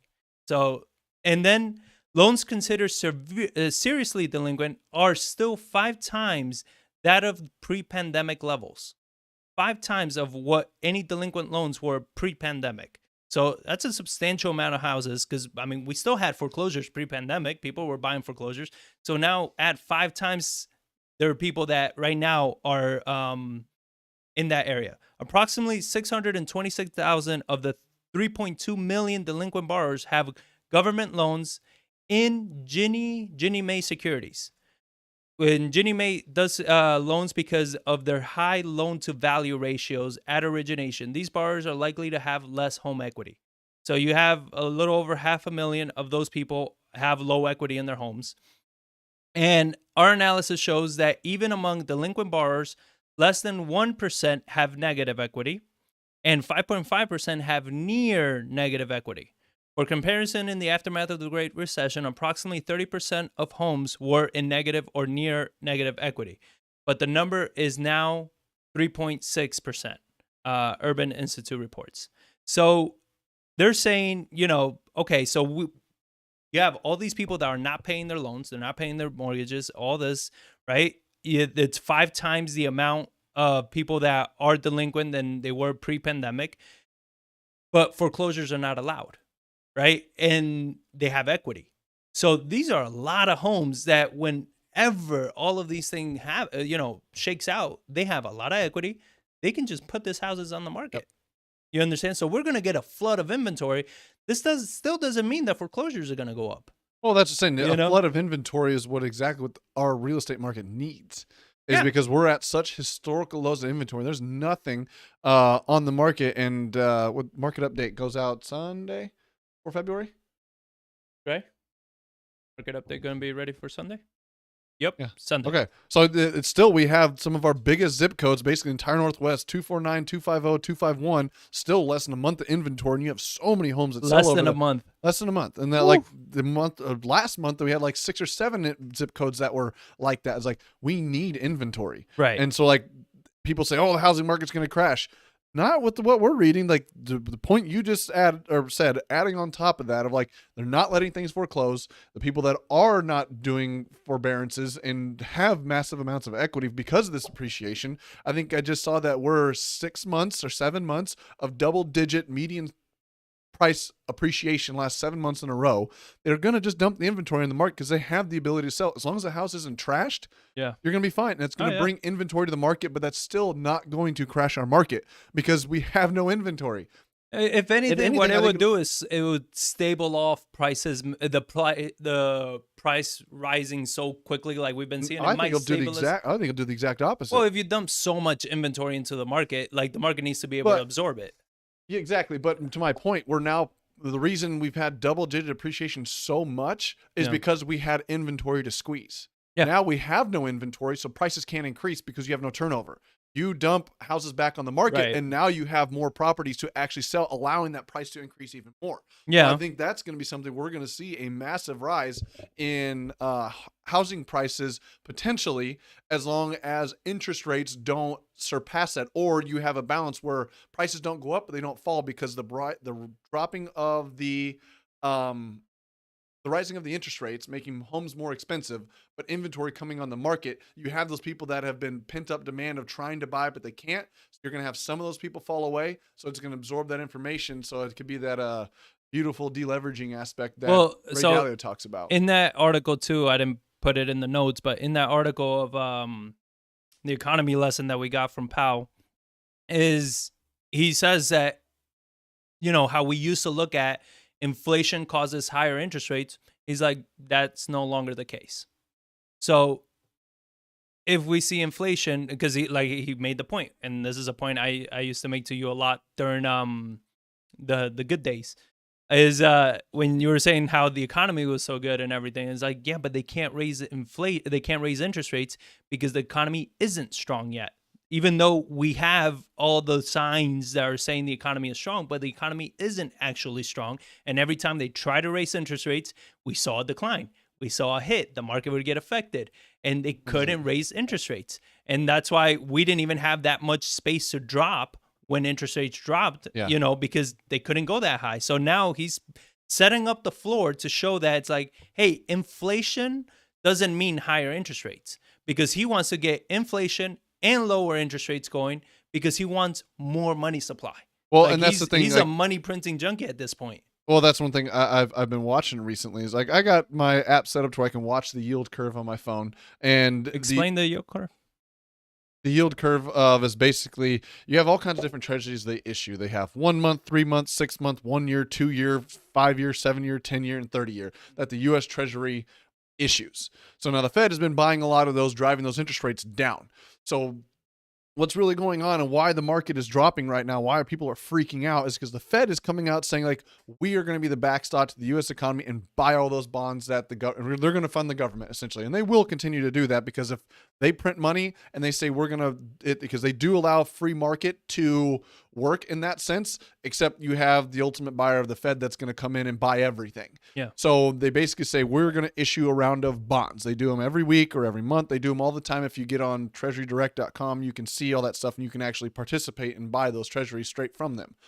But now they're issuing all this money to fund it, to where if they're not bought, the Fed steps in and buys all that inventory to suppress those. So if the Fed stops buying all that stuff, they are worried that the free market will drive up those interest rates. And which is what's kind of happening recently is the 10-year treasury. Free market? Yeah, the free market. The treasury, 10-year treasury, which is like the gauge to base all loans off of. It's correlated to car loans. It's correlated to credit cards. It's correlated to mortgage rates. There's a lot of things that attribute to what the 10-year treasury does. Well, the 10-year treasury has been rising. So they're worried, it's scaring the market, thinking, hey, inflation is starting to kick up faster than what the Fed thinks it's going to, and that's going to cause them to pull back on their buying or step up their buying or do something that's unknown. With those rising interest rates, all these corporations that work off of short-term debt, which is every single one of them, are now going to have higher operating costs that's going to trickle down to their bottom line. So that is what is scaring the market to where I think yesterday we had a 2% drop in like the NASDAQ. The Dow already today is down another 1%. So it's falling because people are scared of rising inflation and the Fed not being able to control on it. How's Tesla doing? That's what matters. Tesla, I'm curious. How's GameStop doing? How's GameStop and Tesla doing? Bitcoin. Tesla, everyone just watch Tesla. That's the market right there. Bitcoin, Tesla.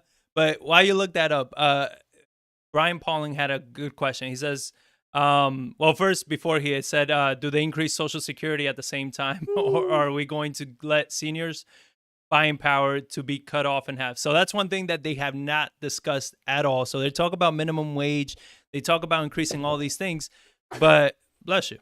But Social Security is never spoken about. Yet you're going to be causing inflation. You're going to be causing all this, and the elderly that are on a fixed income are going to get royally screwed.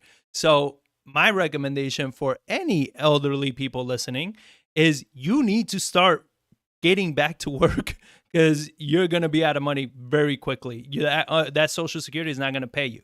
Because they do adjust Social Security to inflation, but it's their determination of inflation. Yeah. So it's like it's a lot of things. They're like, they'll adjust it like 2%. Look over here, but I'm gonna only give you Because- this. Look at it. Everything's more expensive. Yeah, but inflation's only 2%. So we're only gonna give you 2% more. The because iPad Social costs the same as it did last year. What are you talking about? Freaking, You're gonna eat an iPad. But they need to raise inflation and stuff like that to get more money, more taxes to fund Social Security problems, because that's a huge problem that some of the financial people that I follow, like, it's been a problem for decades, and it's coming close to that cutoff to where it's like, if the trust fund runs out of money, which is projected to do, was in 2030 something, now it's like the end of 2020s, like Social Security gets cut across the board to whatever revenue is brought in, so it goes to a balanced budget, and that basically would be a drop of like 30% across the board to everyone receiving Social Security. My God. If they don't somehow fix it. And then, well, it's the same thing that happened in 2008. To answer your question, Tesla's down 25% in the last month. Elon Musk is no longer the richest person again. Well, he might be. I don't know. No, Bezos has a more stable business than Elon does. I mean, Tesla, it's literally speculative that's driving Tesla stock up. It's not its actual fundamentals. Like Amazon has a lot of concrete business. Tesla is still a pie in the sky company. Yeah. But Brian Pauling did ask, how do sub 2 landlord or wrap going to work? So if you have this kind of, so I'm guessing you're talking about when we were talking about the foreclosures not coming in, because typically that's when sub 2s goes up, right? You have foreclosures come in and you're taking over the mortgage of somebody that's struggling. You got to keep in mind is that a lot of these people that are 90+ day delinquent and all this, I believe, unless the rules change again, which that's what we're seeing, is their credit is gonna be hurt really, really bad. So with their credit being hurt, yes, they can sell their home, but that doesn't mean they're gonna be able to buy another one. You understand that? That just means that they can sell their home, but they might have to go rent. The distress is still gonna be there of what options they have. Remember, we talked about this a while back. They're changing the way that credit is calculated. Yeah, they're so you can creating no a longer new credit system. they're creating new credit systems where even landlords, that's happening on the West Coast. You can't discriminate somebody for having a bankruptcy or low credit scores anymore. So they're changing all the laws to be like, well, these people had problems, but we're just gonna move the goalposts. So yeah, so Brian, to answer your question is, who the hell knows? Well, because when this all happens, let's say I was gonna talk about an article of John Hopkins. Doctor, professor, speaker, whatever the heck he is, came out and said that COVID. So here it is. So Marty McFly. No, just kidding. Marty McCary is a professor and surgeon at Johns Hopkins University. He says there is reason to think the country is racing toward an extremely low level of infection. As more people have been infected, most of whom have mild or no symptoms, there are fewer Americans left to be infected. At the current trajectory, I expect COVID will be mostly gone by April, allowing Americans to resume normal life. Woohoo! So this is a guy that, from Johns Hopkins, they apparently have credibility for now, because him saying this, who knows, Fauci might get rid of him. The reason for this wishful thinking is the one thing that politicians are always leaning on: data. According to Okay. Lean on data. Like they lean on the data that benefits them. Yeah, And then they cancel everyone else. according to him, infections have declined by 77% since January. The combo of vaccinations and herd immunity that could come in 2 months because so many people have already contracted it. McCary also referenced some of the new mutant strains of COVID you hear about in the news, and those could be irrelevant soon too. When the chain of virus transmission has been broken in multiple phases, it's hard for it to spread, and that includes the new strains. Then he says more than 28 million people have been infected by COVID so far, according to him. So this is the part that doesn't make sense to me. He says the majority of people have been infected. Then he says more than 28 million have been infected. We have 360 plus million people in the country. Yeah, I know. There's a lot of those numbers that are spitting out. Like I heard, 13% of the U.S. population has been vaccinated. We've gotten 28,000 vaccinated. Like 13%, 10% is 36 million. Fauci says that less than 2% of the population has been vaccinated. And then Bill Gates comes out. I don't know since when is he the voice of any reason or credibility. But he's saying that because of the growing concerns of the vaccines are less effective against the South African and Brazilian variants, he says that there's a high likelihood that we're going to need a third shot. So right now for the vaccine, you need 2 shots. He's saying there's a high likelihood that you're going to need a third shot and then subsequent booster shots to keep yourself healthy. So they're already pretty much saying rely on us to just pump you full of drugs and experiment, or not experimental completely, but like 100% vaccines, experimental. like, let's just pump them all full of these drugs and just see what happens over freaking 30 years. Well, he talks in this article how, they're realizing that the vaccine isn't as effective as they initially thought, which is why they're thinking that they're going to need a third round of it. And they're just, as this stuff keeps developing, they keep learning more and more things about the virus because they still don't know much. And these vaccines were rushed out, so they weren't properly tested.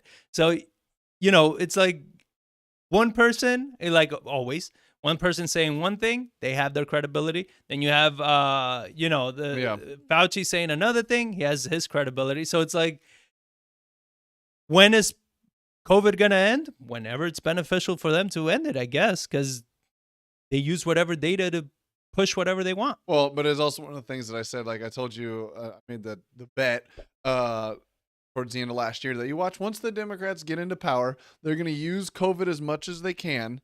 And then they're eventually you're going to see the media start transitioning away from it. Like I see significantly less articles and topics and headlines about COVID and the COVID deaths than I did in the end of 2020. I was like, once the administration changed, everything was over. They got their pound of flesh out of it. Now it's transitioning away. And now you're seeing articles come about how good things are getting, the positive news. And every now and then you get a sprinkle of somebody saying something like, only 2%, or we need 80%. It usually comes from Fauci. That poor guy. But to your point, it doesn't last. Like, it'll come out and it gets kind of buried on page 5 or whatever, and then it just keeps moving. How sick a lot of these, even back to the crisis we had here last week of the snowpocalypse. Snowvid. Snowvid. Good one. Yeah. They use it to their gain as much as they can, and then when they get out of it, they stop what they try to get out of it. They eventually move on to something else. So I wanted to get back into real estate. You have an article here about lumber prices, and then I wanted to get into the one with the builders. Oh, well, yes, and start with your one about the builders grapple with land shortages and soaring lumber costs, because that will transition into cost.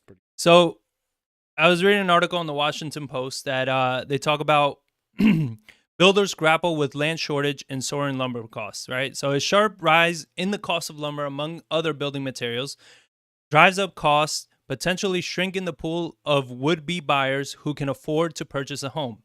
The shrinking supply of developed lots or lands that's ready for construction. So Ali Wolf, chief economist at housing market data tracker Zona Economist, holy crap, he has a whole title, forecast that the new U.S. home sales will rise 5% this year over 2020. That would be a far slower pace of growth than the 20% from last year. Supply is the limiting factor. If builders had more homes to sell, sales would be higher. So to the point that you were making earlier of, you need more inventory for prices to go up because there isn't enough inventory. So prices kind of stay a little stagnant. Several market trends are driving strong demand for home ownerships. Mortgage rates remain at historic lows. Americans forced to work from home in the pandemic are seeking larger homes, and more millennials are entering the market. Other trends include all-time low inventory of resale homes of 1.04 million, less than 2 months of supply of just resale homes. Should pave the way for home builders to enjoy a banner year. While the price of lumber, cement, and other construction materials fluctuate constantly, the volatility has worsened over the past year as the pandemic led to factory closures, a shortage of truckers, and other logistical issues that have made the normally smooth supply chain unpredictable. That's meant shortage in items like windows and faucets, translating to higher costs and delayed construction projects. And these are things that we keep seeing in our own projects as well. The pandemic has also left some municipalities shorthanded, which can mean delays in approving building permits, inspections, or the process needed to get land cleared for new construction. The rise in lumber prices, a consequence of many mills running at less than full capacity due to the pandemic, has been particularly worrisome for some builders. And you have Robert Dietz, the National Association of Home Builders chief economist. This surge in lumber has added more than $24,000 to the price of an average new single-family home. Costs are going up, it's taken longer for materials to arrive, and it's particularly acute in the lumber market. Home builders that have enough land to continue to grow their orders and their earnings are likely to have a better year. So if you're a stock investor, even though we don't give financial advice, medical advice, accounting advice, do your own thing. But you might want to look into D.R. Horton, Lennar, Pulte Group, and Taylor Morris Home. Because they're the ones that they have so much land available that they don't have to worry about, how scarce lots are, how expensive lots are that other home builders are having to deal with. Builders stuff like that. My point to this is like, okay, now here's our response. Let's pump another $1.9 trillion in the economy, extending unemployment benefits and reinstating the fact that you can claim unemployment by saying, I don't want to return to work because I feel that it's unsafe. That's one of the problems they had with it, because these lumber mills are not located in big metro areas. They're in the suburbs, the rural areas of Northwest, the Arkansas, to different areas and they don't pay $15, $20 an hour, which is the equivalent of what you're getting on unemployment. So now they're going to create this problem and they're going to make it worse, which I think is going to make this problem even worse. They passed that, extending unemployment and further, giving these boosts of $400 up from $300.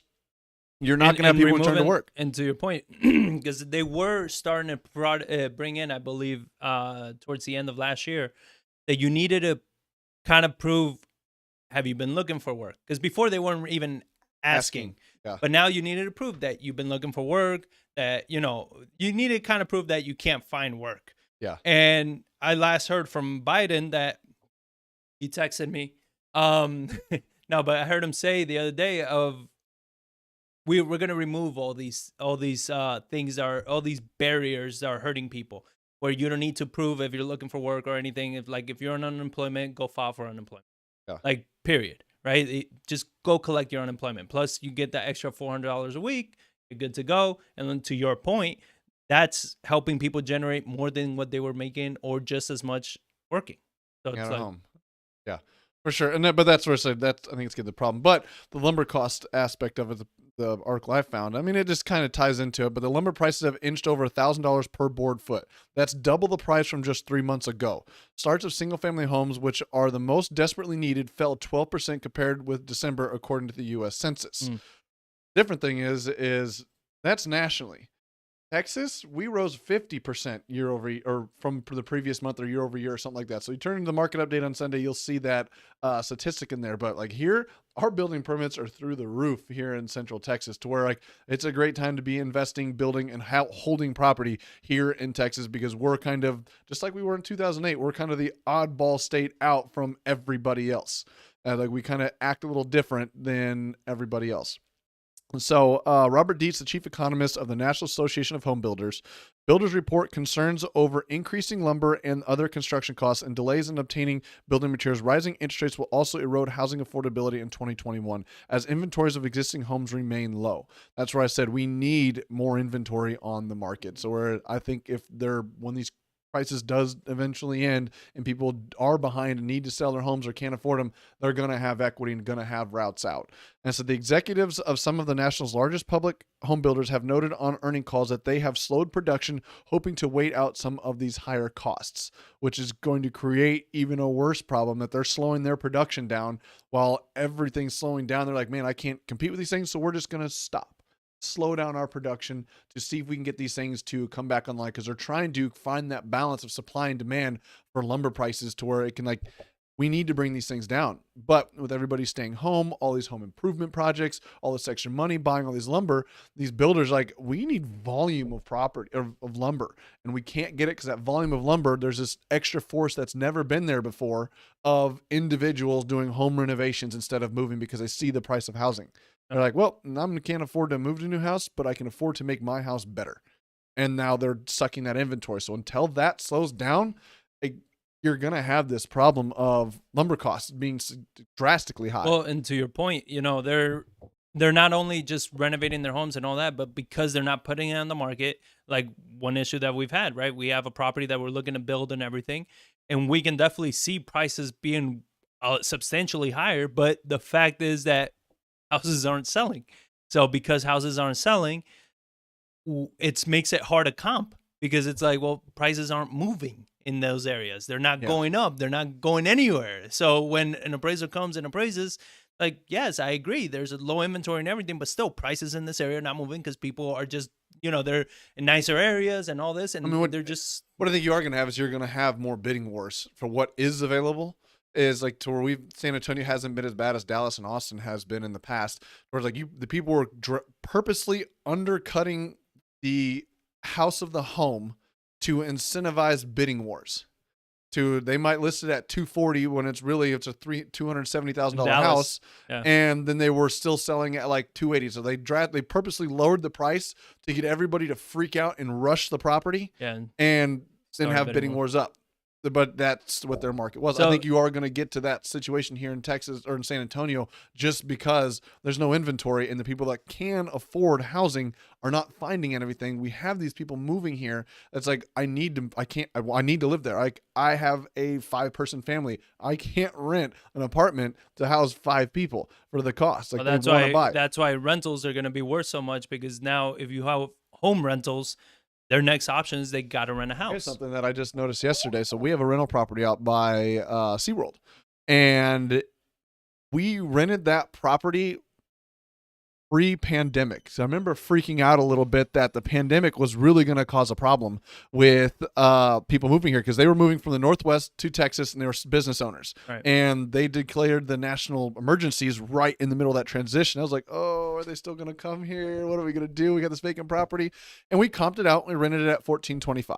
Yeah. Well, their lease is up, and now I'm running comps for this thing. And the exact same footprint, significantly less in renovation than what we have, rented for $15.50. Oh, and so our house with granite countertops, tile floors, extra perks and things to it should be renting at like $1,600. So from in 1 year, the value of that property alone has gone from $14.25 rent to $1,600. $175 increase in 1 month. Or in 1 year on a rental value. So like, the only rental properties, fantastic thing to have. I mean, it's one thing that we've always spoken about is you need to be in rentals. Rentals is the one thing that just stands the test of time and time again. Like, yes, you can do flips and wholesales and shit like that, but that's not going to do anything for you. When you have these kind of returns and then the incentives that you have for holding rentals as far as taxes goes and, lower capital gains for right now, and all of these things that goes with holding a property longer term, it's like, why aren't you doing that? Like, focus more on that. Now, where I do see an advantage, I'm thinking already how this is going to come off politically correct or not. Oh, But no.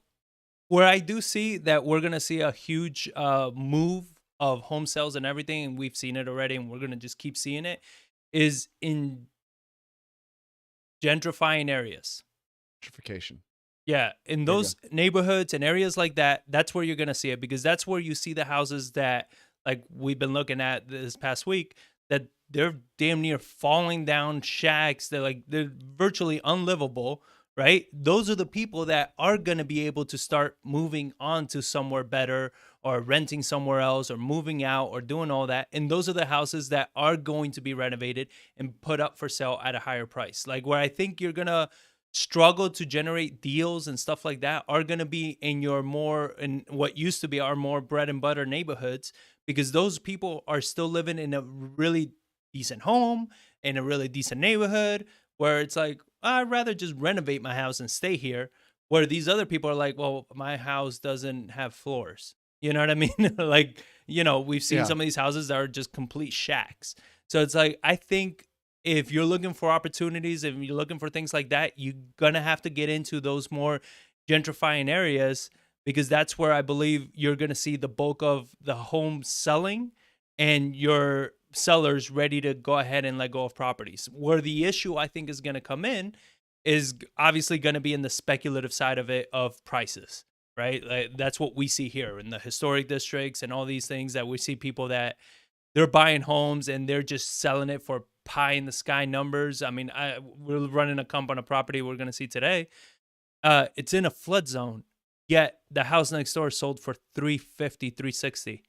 It's like, in an area 10 years ago, it's like those houses were selling for $50,000. Yeah, complete dog shit. And it's like, now all of a sudden the house in a flood zone is selling for $350, and it's like, for me, it's like, it's just mind blowing, right? Because it's like, holy crap. But that's where you're seeing it. That's where you're seeing that rise. And I think as an investor, you got to get educated and you got to try to make as best decision as you can. But that's kind of where we see, where I'm seeing the coming opportunities and stuff like that. Because I think in your, north of 1980 builds and your kind of urban areas and stuff, suburban areas and all that, I don't know. I just don't see many people still wanting to sell because they're comfortable. Their houses aren't falling down. All they need to do is just some minor updating, whatever it is. They're getting all this free money. So it's like, yeah, just do some minor updates and you're good to go. Yep. But, I mean, I don't know. Do you have anything? No. Shit. No, I have a house to go see. So, all right. Well, there was an article that we'll cover next week, but there's a really cool article of a new brokerage that's coming out. And I'll share it on our social media so you can go reading it if you want, and we'll talk about it next week. But with that being said, that's pretty much it for today's Coffee with the Johns. There's so many more articles we didn't even get to. Oh, yeah, I was reading it earlier. We were like, man, we got a lot more, and I didn't get to talk about Elon Musk, but I mentioned him. So yeah, we mentioned Elon Musk, so we stuck to that. So, all right, well, keep sharing with your friends and everything. If you found value, hit that like button. It really helps us. And we will keep coming back, bringing you the headlines, trends, and all of the news that's going to affect the way you invest in real estate, the way you invest, and the way you live your life. So keep tuning in every Friday, 8 a.m. Thank you all for watching, and we will catch you on the next